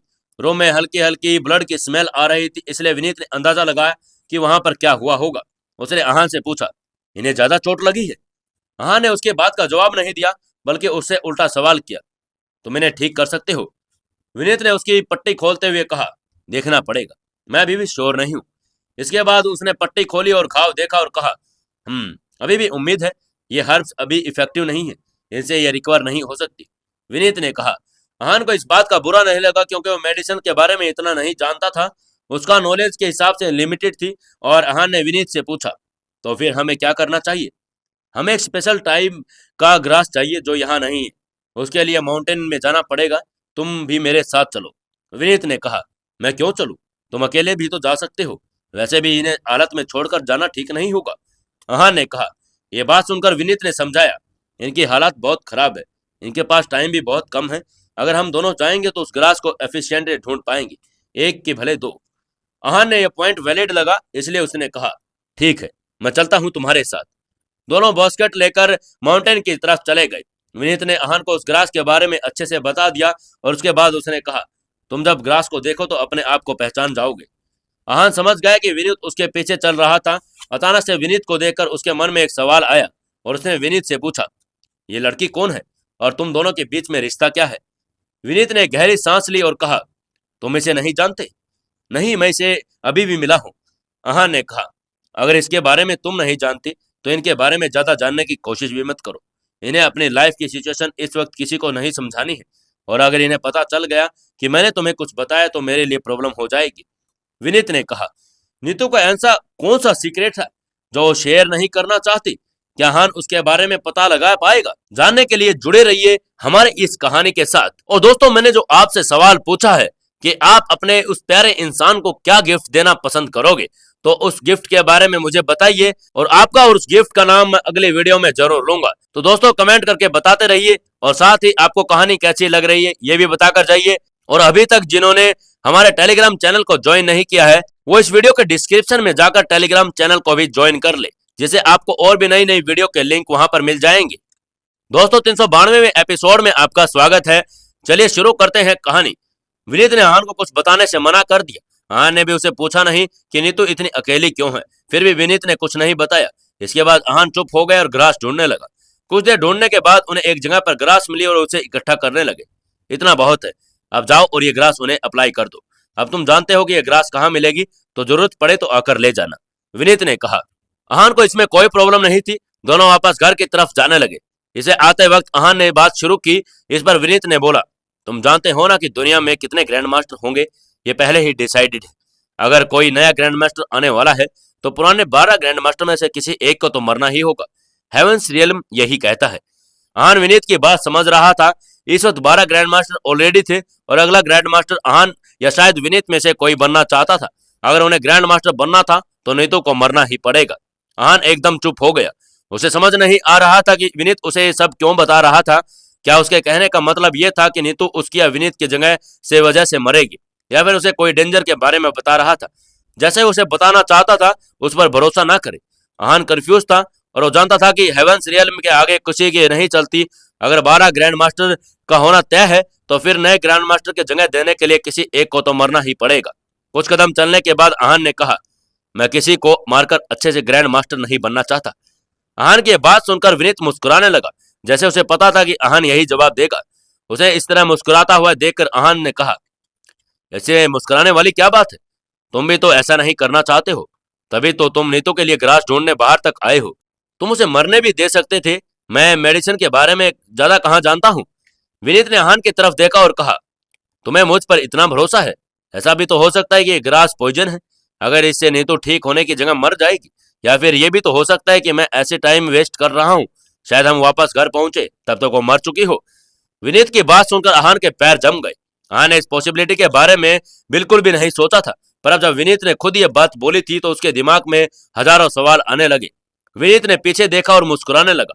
उसने कहा, मैंने हमेशा ट्रुथ का पथ यूज किया है, घबराने की जरूरत नहीं है, चलो। अब आहान को समझ नहीं आ रहा था कि कौन सी बात सच थी कौन सी नहीं। वो कंफ्यूज था और उसके पास विनीत को फॉलो करने के अलावा कोई ऑप्शन भी नहीं था। आहान सारे रास्ते उस कन्वर्सेशन के बारे में सोचता रहा। जब वो घर पहुंचे तब विनीत ने उस ग्रास से मेडिसिन बनाई और नीतू के घाव पर लगा दी। इसके बाद उसने अच्छे से कवर कर दिया। शायद वो झूठ नहीं बोल रहा था, उसका नीतू को मारने का कोई इरादा नहीं था। शाम होने लगी थी, बाहर अंधेरा बढ़ गया था। अचानक से विनीत उठा और वो जाना चाहता था। जब वो जाने के लिए उठा तब आहान ने रोकते हुए कहा, बाहर अंधेरा हो गया है, ऐसे में तुम्हारा जाना ठीक नहीं होगा। मैं यहाँ रात को ही आता हूँ, तो जाऊंगा भी रात को ही, विनीत ने कहा, अगर अपने पेट पर तलवार बांधने लगा। आहान ने फिर कहा, तुम्हारा जाना जरूरी है क्या? उनके अभी हालात ठीक नहीं है, अगर उन्हें कुछ हो गया तो मैं अकेले हैंडल नहीं कर पाऊंगा।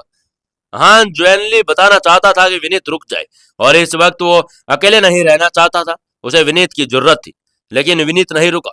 वो गेट से बाहर जाने लगा और जाते जाते उसने कहा, हमने हमारी तरफ से नीतू को बचाने की पूरी कोशिश कर ली। अगर अब भी फिर उसे कुछ हो जाता है तो हम कुछ नहीं कर सकते। तुम्हें इस बात का कोई इतना बर्डन लेने की जरूरत नहीं है। विनीत के वहां से जाने के बाद आहान बहुत देर तक बाहर देखता रहा। बाहर अंधेरा बढ़ता जा रहा था। आहान को बहुत अकेला और लोनली फील हो रहा था। आहान घर के अंदर आया और उसने लाइट्स ऑन की। वो नहीं जानता था कि उसने वहां टाइम पर रहना पड़ेगा, पर क्योंकि नीतू ने उसकी जान बचाई थी इसलिए वो उसे अकेले छोड़कर जाना नहीं चाहता था। अकेले बैठे बैठे आहान विनीत की बातों के बारे में सोच रहा था। क्या सच में ग्रैंड मास्टर का काउंट फिक्स्ड है? जितना आहान उसके बारे में सोचता उसे उतना भरोसा हो जाता कि विनीत शायद सच बोल रहा था। आहान के लिए वहां रुकना मुश्किल हो रहा था।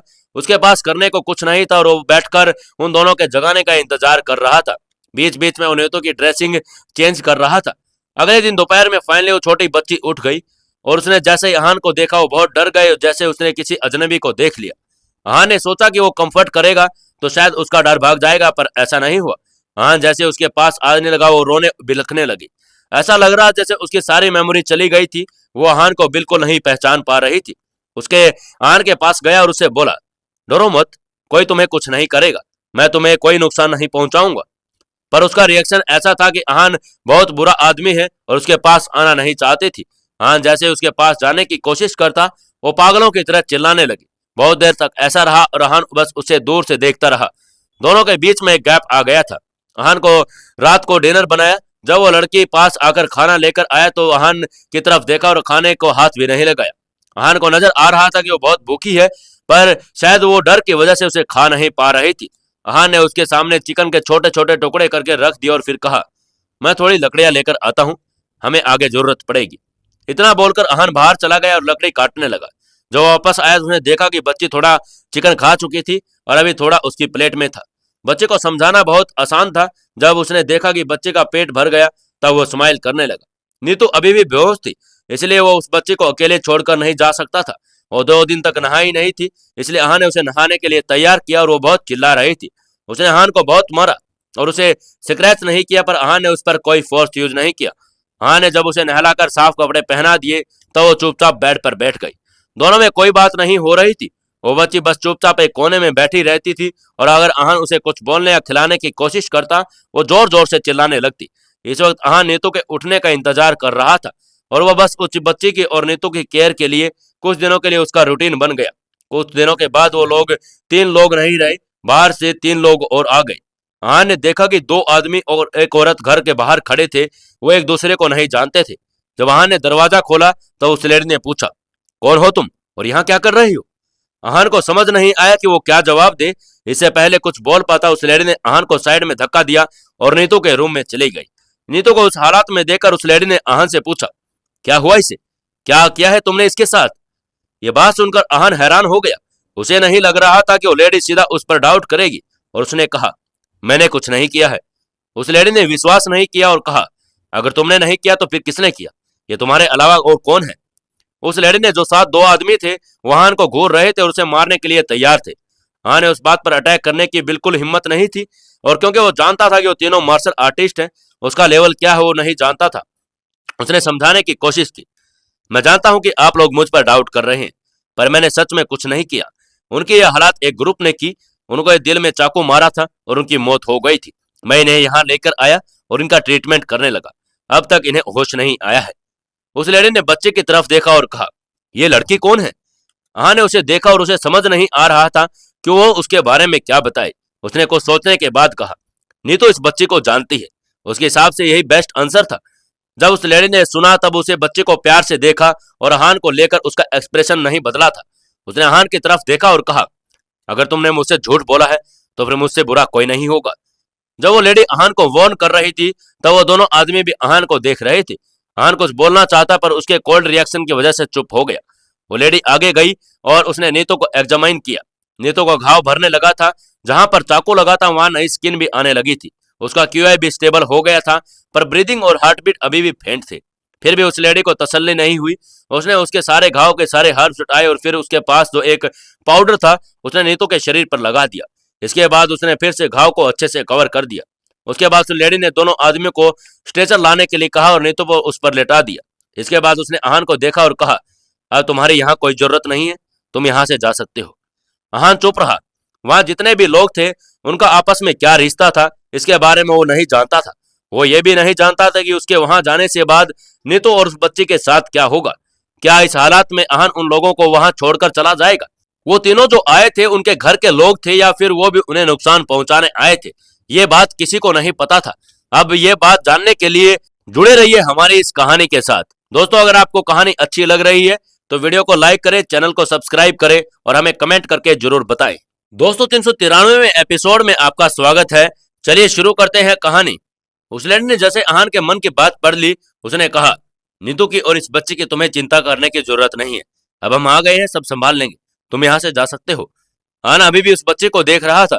अगर नीतू इस बच्ची को जानती है तो फिर ये हमारी जिम्मेदारी है, उस लेडी ने कहा। अहान ने उस बच्चे को अपने साथ ले जाने का आइडिया ड्रॉप कर दिया। वो जानता था कि नीतू और उस बच्चे में बहुत गहरा रिश्ता था। होश में आने से पहले उस बच्चे को देखना चाहेगी। अहान ने गहरी सांस ली और कहा, ठीक है, मैं चलता हूँ। आप इनका अच्छे से ख्याल रखना। सदमे की वजह से शायद। इससे पहले अहान कुछ बोल पाता उससे पहले लेडी ने कहा, तुम्हें चिंता करने की कोई जरूरत नहीं है। अहान को वहां से रहने की कोई जरूरत नहीं थी। उन तीनों के बर्ताव से ऐसा लग रहा था जैसे वो बिना बात के अहान से बहुत ज्यादा चिढ़ रहे थे। अहान ने एक भारी सांस ली और उस बच्चे की तरफ देखा और वहां से जाने लगा। तो वो बस उस लोगों की बातों का मतलब समझ गई, इसलिए अब अहान को वहां से जाने लगा। वो भागकर उसके पास जाना चाहती थी, पर उस लेडी ने उसे रोक लिया और वो बच्ची जोर जोर से रोने लगी और अहान हेल्पलेस था और कुछ नहीं कर सकता था। बाहर चारों तरफ सूरज की रोशनी फैली हुई थी और ठंडी हवा चल रही थी। अहान एक बार फिर माउंटेन से नीचे उतरने लगा। पार्किंग एरिया माउंटेन के फुट पर ही था और आहान अपनी कार आसानी से मिल गई। कार लगभग 10 दिन वहां पर थी, इसलिए बहुत गंदी हो चुकी थी। आहान अपनी कार को थोड़ा सा साफ किया और उसमें बैठ गया। आहान तुरंत कार स्टार्ट करके वहां से नहीं गया, बल्कि काफी देर चुपचाप अपनी कार में बैठा रहा। आहान की आंखों के सामने उस बच्चे का चेहरा घूम रहा था। उसे अचानक से बहुत याद आने लगी। आहान ने अपना सिर हिलाते हुए स्माइल किया और फिर वहां से चला गया। आहान को मनाली शहर से गायब हुए 10 दिन हो गए थे। इतने वक्त में मेहता ब्रदर्स की हार की न्यूज सब जगह फैल गई और मेहता ब्रदर्स गायब हो गए थे।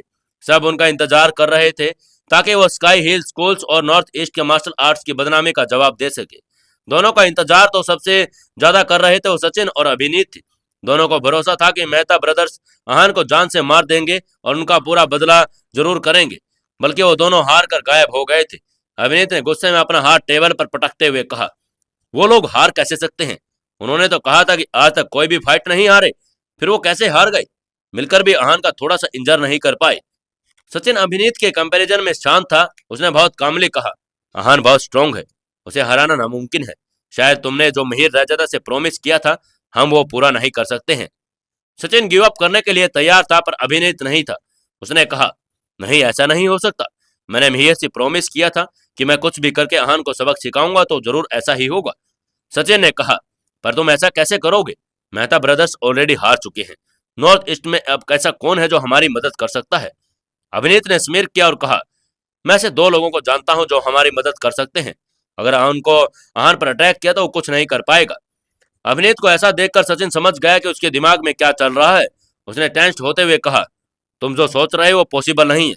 स्काई हिल स्कूल के मास्टर इतने सालों से नीचे नहीं आए, वो हमारी मदद नहीं करने आएंगे। अभिनीत भी जानता था कि वो लोग उसके पर्सनल गर्ज की वजह से अटैक नहीं करेंगे और उसके लिए वो पर्सनल रीजन की वजह से नहीं, अपने पर्सनल रीजन की वजह से तो अटैक कर सकते हैं ना। सचिन को समझ नहीं आया कि अभिनीत के दिमाग में क्या चल रहा है। उसने पूछा, तुम कहना क्या चाहते हो? अभिनीत ने स्माइल करते हुए कहा, अगर उनके बच्चे को कुछ हो जाए तो फिर वो जरूर आएंगे। तुम? सचिन कुछ कहना चाहता उससे पहले अभिनीत ने कहा, मेरे पास इसके अलावा कोई ऑप्शन नहीं है। सचिन अपने भतीजे को शौक में देख रहा था। उसे लग रहा था कि वो अपने भतीजे को जानता ही नहीं है। उसके बारे में आज उसे पहली बार पता चला है। वो समझ गया कि उसके भतीजे के दिमाग में क्या चल रहा है। उसने कहा, मैंने कभी नहीं सोचा कि तुम इसके बारे में सोच सकते हो। ये सुनकर अभिनीत ने कुछ नहीं कहा और बस स्माइल करने लगा। कोई नहीं जानता था कि ये चाचा भतीजा क्या प्लान कर रहे थे। मेहता ब्रदर्स को भी इसके बारे में कुछ नहीं पता था। हार के बाद वो वापस अपने शहर नहीं जाना चाहते थे, क्योंकि उन्हें पता था कि वो सबको फेस करके अपनी बेइज्जती ही करवाएंगे। कुछ दिन अंडरग्राउंड रहने के बाद दोनों रेलवे स्टेशन पहुंचे। जैसे वो दोनों ट्रेन बोर्ड करने वाले थे, अभिनीत ने उन्हें रोक लिया। उनके लिए जितना मुश्किल स्काई हिल स्कूल्स में जाकर फेस करना था, उतना ही मुश्किल अभिनीत को फेस करना था। उन्होंने बहुत कॉन्फिडेंटली कहा था कि वो आहान को हरा देंगे, पर ऐसा नहीं, कुछ उल्टा ही हो गया था। वो दोनों कुछ बोल पाते उससे पहले अभिनीत ने कहा, ब्रो, हार जीत तो लगी रहती है। तुम दोनों को मैं अपनी पूरी कोशिश की। अब आहान ज्यादा स्मार्ट निकला तो इसमें क्या कर सकते हैं। यह बात सुनने के बाद वो दोनों बहुत गिल्टी और अशेम्ड फील कर रहे थे। अभिनीत ने कहा, तुम दोनों को शर्मिंदा होने की जरूरत नहीं है। अभिनीत की बातें उन दोनों को जेन्युइन लग रही थी। उसने सोचा कि अभिनीत सच में उनका सच्चा दोस्त है और अपना प्रॉमिस फुलफिल न होने के बाद उन दोनों की रिस्पेक्ट करता है। वो दोनों इतना और हम थे, कुछ नहीं बोल पा रहे थे। अवनीश ने अपने आप को संभाला और कहा, वी आर सॉरी ब्रदर। वो आहान बहुत ज्यादा कनिंग है और हम अपना प्रॉमिस पूरा नहीं कर पाए। इस बात का गिल्ट हमें हमेशा रहेगा। इस सब में बातों में बारे में बात करने का फायदा नहीं है। तुम दोनों को डिनर पर इनवाइट करना चाहता हूँ। तुम भले ही प्रॉमिस पूरा नहीं कर पाए, मुझे उम्मीद है कि फ्यूचर में हम आगे मिलकर उस आहान को सबक जरूर सिखाएंगे। अभिनीत ने कहा। डिनर इनविटेशन सुनकर दोनों अभिनीत उसका अच्छा सोचने लगे। उन्हें लगा कि वो सच में बहुत अच्छा है, उन दोनों के साथ अच्छा रिश्ता निभाना चाहता है। वो दोनों नहीं जानते थे कि अभिनीत के दिमाग में चल क्या रहा था। दोनों भाई बहुत उदास तो थे ही, इसलिए उन्होंने सोचा कि इनविटेशन एक्सेप्ट करके थोड़ा रिलैक्स हो जाएंगे। वो भी उनके पास अभिनीत के इनविटेशन को मना करने का कोई रीजन नहीं था। वो दोनों अभिनीत के साथ एक लग्जरियस रेस्टोरेंट में चले गए। वो दिनों एक प्राइवेट हॉल में बैठे थे तब अभिनीत ने कहा, मैंने जगह स्पेशली तुम लोगों के लिए बुक की थी, तुम जो चाहो वो कर सकते हो। कुछ खूबसूरत लड़कियां भी यहाँ आती ही होंगी। यह सुनकर दोनों भाई हैरान थे। उन्होंने कहा, नहीं नहीं, आप जैसा सोच रहे हैं हम वैसे नहीं है, हमें लड़कियों से कोई लेना देना नहीं है। अभिनीत हंसने लगा। उसने कहा, लड़कियों से लेना देना नहीं, पर खाने से तो है। खाना शुरू करते हैं। उनके टेबल पर बहुत सारे डिशेस सजे हुए थे, सब टेम्परिंग लग रहा था। अभिनीत ने कहा, खाने से पहले लेट्स रेज द टोस्ट। इतना कहकर तीनों ने वाइन के ग्लास उठाई और चीयर्स किया। मेहता हाउस में मातम का माहौल था। एक औरत चेयर पर बैठकर फूट फूट कर रो रही थी और अवनीश का नाम चिल्ला रही थी। उसके पास एक आदमी खड़ा था और जिसके चेहरे पर सीरियस एक्सप्रेशन था। वो अपना दुख एक्सप्रेस नहीं कर पा रहा था, जिसकी वजह से घर में मातम का माहौल था। उस आदमी ने पूछा, जो तुम बात कर रहे हो क्या वो सच है? उस आदमी ने कहा, हाँ सर, मैं इतनी बड़ी बात के बारे में आपसे झूठ क्यों बोलूंगा। मेरे मास्टर ने देखा कि वो दोनों बहुत सीरियसली इंजर्ड हैं, पर अब जब उन्हें हॉस्पिटल लेकर जाते तो वो दोनों मर चुके थे। सुधीर मेहता कुछ बोल नहीं पा रहे थे। उन्हें पत्नी के पास बैठी थी और वो रो रही थी। ऐसे में अपनी पत्नी को भी शांत करना आता था। अब रोना बंद करो, मैं अपने बेटे का बदला लेकर रहूंगा। सुधीर ने कहा, बदला लेकर क्या रहोगे? मेरा बेटा वापस तो नहीं आएगा ना? गया ना? सुधीर की पत्नी ने रोते हुए कहा। उधर देवाशीष ने पेरेंट्स की हालत कुछ खास अच्छी नहीं थी। दोनों के पति पत्नी एक दूसरे को संभाल रहे थे और रोक रहे थे। देवाशीष उनका इकलौता बेटा था और अवनीश के पेरेंट्स के पास तो फिर भी एक बेटी थी, उनके पास तो कोई भी नहीं था। जब रोते रोते उनकी पत्नियां सो गई तब दोनों भाइयों आपस में बात करने का मौका मिल गया। दोनों जब आपस में मिले तब उनसे कमल ने पूछा, सुनीता कैसी है? कैसी होगी भाई साहब, रो रो कर बुरा हाल। कविता भाभी कैसी है? सुधीर ने अपने बड़े भाई से पूछा। उसका भी वही हाल है, बहुत मुश्किल से अभी सोई है। मैं कविता को बोल दूंगा कि वो सुनीता के पास रह लेगी। कमल ने कहा, नहीं भाई साहब, भाभी तो बहुत परेशान है ही, उन्हें भी आराम की जरूरत है। सुधीर ने कहा। कमल ने सुधीर से पूछा, क्या सोच रहे हो? भाई साहब मैं क्या सोच सकता हूँ, मैं तो बस यही सोच रहा हूँ कि उस लड़के ने 1000 टुकड़े करके हमारे दोनों बच्चों की जान का बदला ले लो। सुधीर ने कहा। कमल जानता था कि उसका भाई गुस्सेल यही जवाब देगा। उसके भाई को शांत कहा और कहा, हम रायचंद फैमिली की बात पर भरोसा नहीं कर सकते हैं। कल दोनों बच्चों को लाशें आने दो, फिर हम सोचेंगे क्या करना है। आप सोचने की बात कर रहे हैं? मैं जानता हूं कि आहान रायजादा ने किया है। उनके बीच में हुई फाइट के बारे में सब जानते हैं। वैसे भी इस दुनिया में बहुत कम लोग हैं जो बच्चों को नुकसान पहुंचा सकते हैं। सुधीर ने कहा। उसकी नजर में सब आहान ने किया था। वो ऐसा इसलिए सोच रहे थे क्योंकि रायचंद फैमिली इस बात को लेकर प्रेजेंट किया था। क्या सुधीर और कमर जाल पाएंगे ये सब आहान ने नहीं किया है? अब आहान इन दोनों से मिलेगा तब क्या होगा? क्या वहां पर और नई मुसीबत खड़ी हो जाएगी? जानने के लिए जुड़े रहिए हमारी इस कहानी के साथ। दोस्तों मैंने आपके लिए एक नई कहानी इंस्टा मिलियनर भी शुरुआत कर दी है। इंस्टा मिलियनर की कहानी आप हमारे नोवेल एफएम चैनल पर सुन सकते हैं। हमारे उस चैनल का लिंक इस वीडियो के डिस्क्रिप्शन में आपको मिल जाएगा। वहां पर जाकर आप मेरी ही आवाज में इंस्टा मिलियनर की पूरी कहानी सुन पाएंगे। तो जल्दी से जाइए और उस चैनल को भी सब्सक्राइब कर लें और इंस्टा मिलियनर की पूरी कहानी सुन लें और एंजॉय करें। दोस्तों 394 में एपिसोड में आपका स्वागत है। चलिए शुरू करते हैं कहानी। सुधीर, हम दोनों नीचे नहीं जा सकते। किसी को यहाँ पर रहकर घर पर सुनीता और कविता का ख्याल रखना होगा। कमल ने कहा। मैं जाऊंगा नीचे।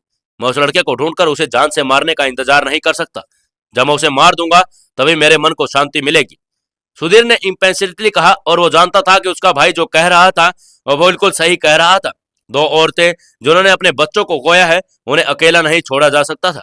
कमल आहान को मारने पहाड़ से नीचे जाना चाहता था, पर अपने भाई को इतना इम्पेशेंट देखकर उसने अपने मन में मन बना लिया। कमल ने बहुत कामली कहा, ठीक है, तुम जाओ पर अपना ध्यान रखना। मैं जानता हूं तुम ग्रैंड मास्टर रेम के पीक पर हो और नीचे शहर में सिर्फ स्ट्रेंथ के बेसिस पर कुछ नहीं होता है। सुधीर ने सिर हिलाया। उसने अपने मन में सोच लिया कि आहान को कैसे टॉर्चर करेगा। अपने बच्चों के कातिल को वो आसानी से मारने वाला तो नहीं था। सुधीर के नीचे आने की खबर जल्दी ही अभिनीत के पास पहुंच गई। अभिनीत और सचिन सामने बैठे थे और सचिन के चेहरे पर साफ घबराहट नजर आ रही थी, पर अभिनीत बहुत रिलैक्स था। सचिन के वरिड एक्सप्रेशन के साथ कहा, अभिनीत, स्काई हिल स्कूल के मास्टर नीचे आ रहे हैं। अगर उन्हें सच के बारे में पता चल गया तो तुम और मैं कुछ नहीं कर पाएंगे। तुम्हारे फादर भी तुम्हें नहीं बचा पाएंगे। तुम्हें उनसे डील करने में कॉन्फिडेंस है ना? अभिनीत ने स्माइल किया और जैसे उस बात का कोई फर्क नहीं पड़ रहा था उसने कामली कहा, यह दिल ना बहुत अजीब है। जहां प्रैक्टिकली सोचना चाहिए वहां इमोशनली सोचता है और इस वक्त वो बहुत इमोशनल होंगे और जो मैं बोलूंगा वही मानेंगे। आप चिंता मत कीजिए, मैंने जो कहा है वही होगा। मैं यकीन दिलाता हूं कि उन दोनों भाइयों को आहान ने मारा है। अभी सचिन परेशान था। वो अभिनीत को रोकने के लिए कुछ नहीं कर सकता था। अब सिचुएशन ही ऐसी थी जहां तीर कमान से निकल चुका था। सुधीर जब नीचे पहुंचा तो सबसे पहले अवनीश और देवाशीष की डेड बॉडी को देखने के लिए हॉस्पिटल गया। अभिनीत वहां पर ही था। उसने सुधीर को ग्रीट किया और चुपचाप उनके पीछे चलने लगा। मॉर्ग पहुंचने के बाद सुधीर ने अपने बेटे को भतीजों के डेड बॉडी को देखा, तब उसने इमोशन कंट्रोल नहीं कर पाया। उसकी आंखों में आंसू आ गए और उसके शरीर कांपने लगा। वो भले ही बहुत बड़ा मार्शल आर्टिस्ट था पर उसके बच्चों को देखकर ऐसे टूट गया था। अभिनीत भी उनके पास खड़ा था उसने ना अपने आहान के बारे में कोई बात नहीं की, ना हुई, और उसने कोसा। वो बस सुधीर के पास लड़का मुंह लटकाकर खड़ा था और उसे बहुत दुख था। बहुत देर के बाद सुधीर ने अपने आप को संभाला और उसने देखा कि अभिनीत गर्दन झुकाए उनके पास खड़ा है। वो इस वक्त सिर्फ अपने बच्चों की मौत को एक्सप्लेनेशन चाहता था। उसने अभिनीत से पूछा, क्या कहना है तुम्हें? वो अभिनीत ही था जो इन दोनों भाइयों के साथ था और उसकी वजह से दोनों आहान से भिड़ने के लिए तैयार हुए थे। वो बहुत देर तक इस वक्त का इंतजार कर रहा था कि वो जितना दिल में खुश था, चेहरे से उतनी ही उदासी दिखाई दे रहा था। ऐसा लग रहा था जैसे उन दोनों की मौत से वो बहुत ज्यादा दुखी था। उसने धीरे से कहा, मुझे बहुत दुख है। I am really sorry for them. Sudhir ने अभिनीत को गुस्से में देखा। रोहान को तो टॉर्चर करना ही चाहते थे, पर साथ में अभिनीत को कोई अच्छे से ट्रीट करना नहीं चाहते थे। जो भी हुआ था अभिनीत के प्रोवोकेशन की वजह से हुआ था। सुधीर ने कहा, आई होप तुम जानते हो कि ये सब किसकी वजह से हुआ है। वो डायरेक्टली अभिनीत को कन्फ्रेंट कर रहे थे, पर अभिनीत ने कुछ नहीं कहा और अपनी गर्दन झुकाए खड़ा रहा और अपनी गलती मान रहा था। मैं उनकी बॉडी को जल्द यहाँ से ले जाऊंगा, पर उससे पहले मुझे वो लड़का चाहिए जिसने मेरे बच्चों का ये हाल किया। उस लड़के को ढूंढने में मेरी मदद करनी होगी तुम्हें। सुधीर ने फर्मली ऑर्डर देते हुए कहा। इस पर अभिनीत ने तुरंत कहा, मेरी वजह से मेरे दोस्तों को यह हालत हुई, मैं आपकी मदद करने के लिए कुछ भी करूंगा। पर सुधीर अंकल, हाँ राजदा बिल्कुल सिंपल नहीं है, वो बहुत चालाक है। अभिनीत ने बात पूरी कर पाता उससे पहले सुधीर ने कहा, तुम्हें उसकी चिंता की कोई जरूरत नहीं है, तुम बस उसे ढूंढने में मेरी मदद करो, बाकी मैं संभाल लूंगा। अभिनीत चुप हो गया। वो सुधीर और आहान के बीच में फाइट का इंतजार नहीं कर सकता था और अपने चेहरे पर कोई एक्साइटमेंट नहीं आने दी, पर मन में उछल रहा था। सब शॉर्ट हो गया था। दोनों की डेड बॉडी ज्यादा दिन तक मॉर्ग में नहीं रह सकती थी, इसलिए सुधीर ने उनका अंतिम संस्कार किया और उसकी अस्थियां स्काई हिल स्कूल्स को भेज दी। जब सुधीर इन कामों में बिजी था तब अभिनीत आहान को ढूंढने में लगा हुआ था। मेहता ब्रदर्स के साथ फाइट के बाद आहान के बारे में कोई नहीं जानता था। आहान जैसे बिल्कुल गायब हो गया था। शिमला और मनाली दोनों जगह ही आहान की कोई खबर नहीं थी। जब अभिनीत को उसकी कोई खबर नहीं मिल रही थी तो वह बेचैन हो गया था। अगला दिन उसे एक डर करीब लेकर आ रहा था। वो सोच रहा था कि अगर ज्यादा वक्त आहान नहीं मिला तो उसकी असलियत भी सुधीर के सामने आ सकती है। अगर ऐसा हो गया तो फिर उसका जिंदा बच पाना मुमकिन नहीं था। फॉर्चुनेटली 3 दिन बाद पता चला कि आहान मनाली में आ गया है। सुधीर मनाली के एक विला में रह रहा था और अभिनीत ने वहां अरेंज किया था। वो इस वक्त अपने परिवार के बारे में सोच रहा था। वैसे क्रूशियल मोमेंट पर अपने परिवार को छोड़कर आया था, इसलिए उनका यहाँ आना बहुत नॉर्मल था। उसे नहीं पता था कि उसकी पत्नी कैसी है और अपने बेटे की मौत के बाद कैसे हैंडल कर रही होगी। वो जल्दी यहाँ से जल्दी काम खत्म करके अपने परिवार, अपनी पत्नी के पास वापस जाना चाहता था। जब वो इन बातों के बारे में सोच रहा तभी किसी ने उसके रूम के डोर पर नॉक किया। आहान की खबर मिलने के बाद अमित ने गुड न्यूज देने तुरंत सुधीर के पास चला गया था। सुधीर ने बहुत कामली डोर खोला और पूछा, कोई खबर? अभिनीत कुछ नहीं कहा, बस अपनी शक्लें बनाने लगा। ऐसे लग रहा जैसे खुद को बोलने से रोक रहा हो। सुधीर ने उसकी हरकत समझ नहीं आई, इसलिए उसने कहा, क्या हुआ, क्या कहना चाहते हो, साफ साफ बोलते क्यों नहीं? सुधीर बहुत इम्पेशेंट था। उसे अभिनीत का ऐसे नाटक करना और मुंह बनाना बिल्कुल पसंद नहीं आ रहा था। जब उसे गुस्सा आने लगा तब अभिनीत ने अब अड़बड़ाकर कहा, सुधीर अंकल, आहान कहाँ है यह हमें पता चल गया, पर मैं आपको बता दूं कि वो बहुत खतरनाक है, आपको बहुत केयरफुल रहना होगा। अभिनीत अपना कंसर्न शो कर रहा था, पर सुधीर कौन था? सुधीर वो मार्शल आर्ट्स फाइटर था जो ग्रैंड मास्टर रियल्म के पीक पर था। जब उसने अभिनीत की बातें सुनी तब उसने गुस्से में कहा, तुम्हें क्या लगता है मुझे हान से हार मान जाऊंगा? मेरी स्ट्रेंथ से मजाक समझ रखा है तुमने? अभिनीत ने तुरंत अपनी गर्दन झुकाई और कहा, नहीं नहीं अंकल, आप मुझे गलत समझ रहे हैं। अच्छा अच्छा बस अब चुप रहो। सुधीर ने कहा, जल्दी से मुझे बताओ, उस आहान को पास लेकर चलो और तुम्हें किसी चीज की चिंता करने की जरूरत नहीं है। मैं उसे मारने के लिए अब ज्यादा इंतजार नहीं कर सकता हूँ। सुधीर ने कहा।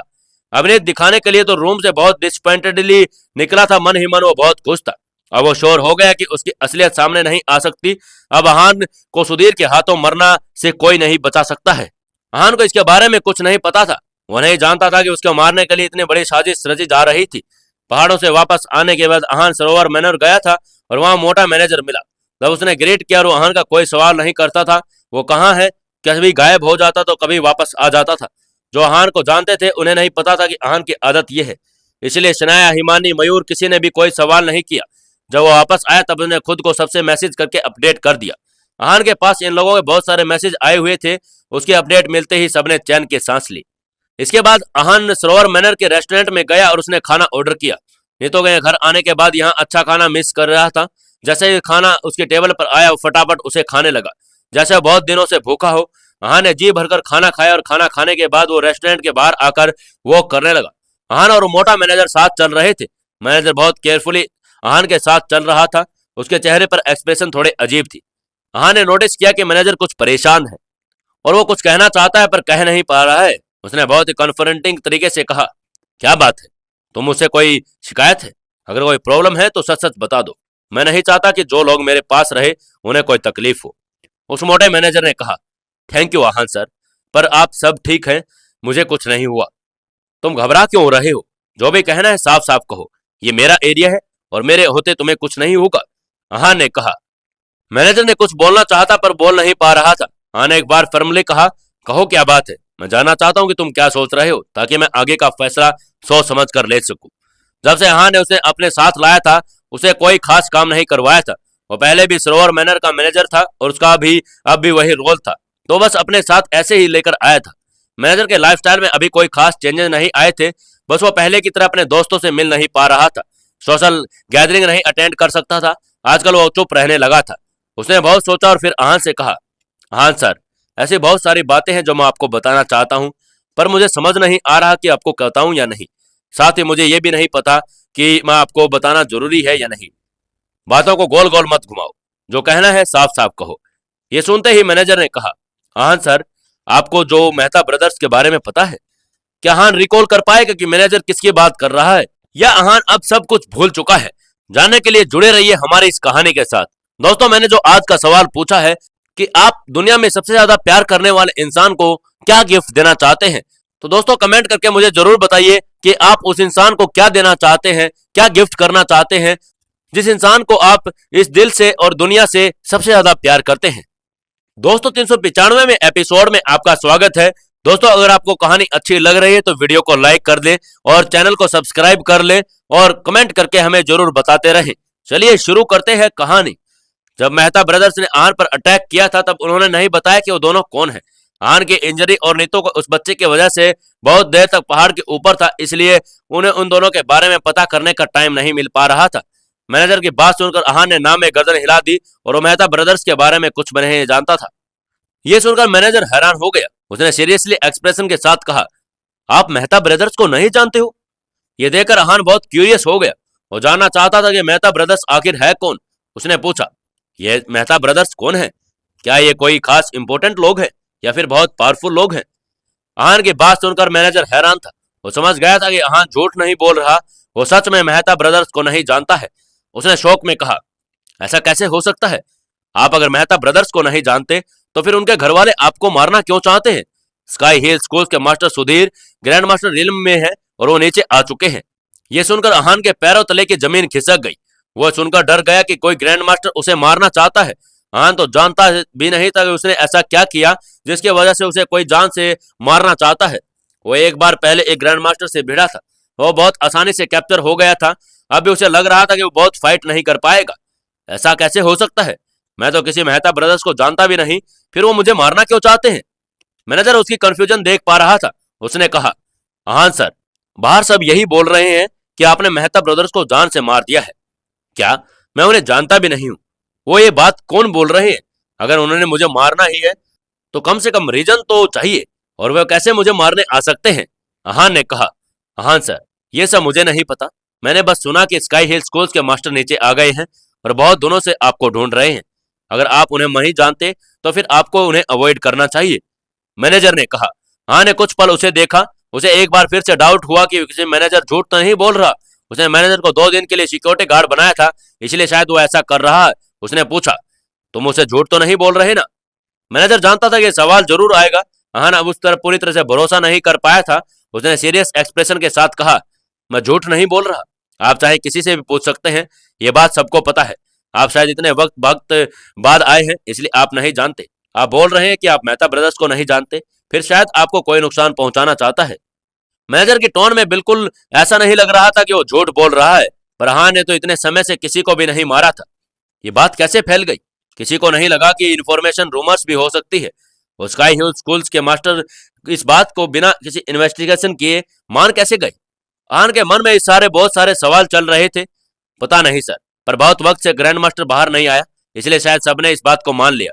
ग्रैंड मास्टर को अपने स्टैंड दिखाने का मौका मिल जाएगा। वैसे भी जब अपने बेटों को कोई खो देता है तो उसे किसी को इन्वेस्ट करना कहाँ याद आता है, मैनेजर ने कहा। अजीब है, आहान ने कहा। सर, बहुत लोग फाइट देखने के लिए मनाली आ गए हैं। मेरे पास मार्शल आर्ट्स दुनिया के सबसे बहुत लोगों का कॉल भी आया था। वो सब आपके बारे में पूछ रहे थे और मैं जिनके लिए काम करता हूँ उनके हमेशा से तरह लॉयल रहता हूँ। आपको चिंता करने की जरूरत नहीं है। मैंने आपके बारे में कुछ नहीं बताया है। हाँ ने मैनेजर की लॉयल्टी की तरफ बिल्कुल ध्यान नहीं दिया, बल्कि वो सोच रहा कि मेहता ब्रदर्स कौन है। जब उसने ज़रा ध्यान से सोचा, उसे लगा कि शायद ये मेहता ब्रदर्स वही है जिसे वो उस दिन मिले थे, जिस दिन वो नीतू से मिला था। हाँ ने सोचा, उन लोगों ने मुझ पर अचानक से अटैक किया था, तो मुझे तो अटैक करने का मौका भी नहीं मिला था। उसके बाद मैंने अपने आप को ट्रांसफॉर्म किया तो वो दोनों भाग गए। इसके बाद मैंने उन्हें देखा भी नहीं। फिर मैं उन्हें जान से कैसे मार सकता हूँ? हाँ श्योर था कि उसे कोई फंसाने की कोशिश कर रहा है। उसे इस तरह डूबा हुआ देखकर मैनेजर ने कहा, हाँ सर, मुझे लगता है कि आपको अंडरग्राउंड होना जाना चाहिए। आपको फाइट जो करना चाहते हैं वो एक ग्रैंड मास्टर है। भले ही आप अपने मार्शल आर्ट्स के पीक पर हो, पर ग्रैंड मास्टर फिर भी अपने आप को कम्पीट नहीं कर पाओगे। ऐसा नहीं था कि आहान ये सारी बातें नहीं जानता था, पर उसे पता था कि वो ग्रैंड मास्टर को कभी कम्पीट नहीं कर पाएगा। पर उसे साबित करना था कि उसने जो भी कुछ नहीं किया वैसे छुपकर कब तक रह सकता है। बहुत कुछ सोचने के बाद आहान ने कहा, अगर मैं ग्रैंड मास्टर को सच बता दूं तो क्या वो मुझे मारने का प्लान ड्रॉप कर देंगे? मैनेजर ने अपनी गर्दन ना में हिला दी और फिर कहा, नहीं, आपकी वजह से स्काई हिल स्कूल का नाम खराब हुआ है। वहां के दो स्टूडेंट आपसे हारे हैं, इसलिए वो बदला तो जरूर लेंगे। ग्रैंड मास्टर स्कूल की बदनामी सहन नहीं कर पाएंगे। और हाँ, सच तो जानने के बाद आपको मारेंगे या नहीं, मैं ये नहीं जानता। अहान बहुत परेशान हो रहा था। मार्शल वर्ल्ड में ग्रैंड मास्टर की आइडेंटिटी क्या होती है अच्छे से समझता था। वो जानता था कि मार्शल आर्ट ग्रैंड मास्टर के सामने उसके कन्वर्टिंग फोर्स की कोई औकात नहीं है। अगर उसे कुछ हो गया तो कोई पूछेगा भी नहीं। बहुत कुछ सोचने के बाद अहान ने फैसला ले लिया। मैनेजर ने उसकी मदद की थी, इसलिए उसने कहा, तुमने इन्फॉर्मेशन देकर मुझ पर बहुत बड़ा एहसान किया है। मैं तो ये बात कभी नहीं भूलूंगा और आगे अगर तुम्हें कभी भी मेरी जरूरत पड़ी तो मैं तुम्हारी मदद जरूर करूंगा। हाँ सर, आप मुझे आउटसाइडर की तरह क्यों ट्रीट कर रहे हैं? आप मेरे बॉस हैं और मेरे लिए बॉस की प्रायोरिटी है और मैं आपके लिए कुछ भी करूंगा। मैं भले ही बहुत डरपोक हूँ, कमजोर हूँ, पर मैं बहुत लॉयल जरूर हूँ। मैनेजर ने कहा। हाँ ने कभी भी इस मैनेजर के बारे में नहीं सोचा था। वो हमेशा से उसे अपने एंटरटेनमेंट के लिए इस्तेमाल करता था, पर अहान समझ गया कि उसे कभी भी मामूली इंसान को नीचे समझना नहीं चाहिए था। सर, आप चिंता मत कीजिए, ग्रैंड मास्टर कभी भी आपको पीछे से अटैक नहीं करेंगे, ना ही वो किसी को और को भेजेंगे। और उन्हें तो अपनी भी रेपुटेशन का ध्यान रखना है।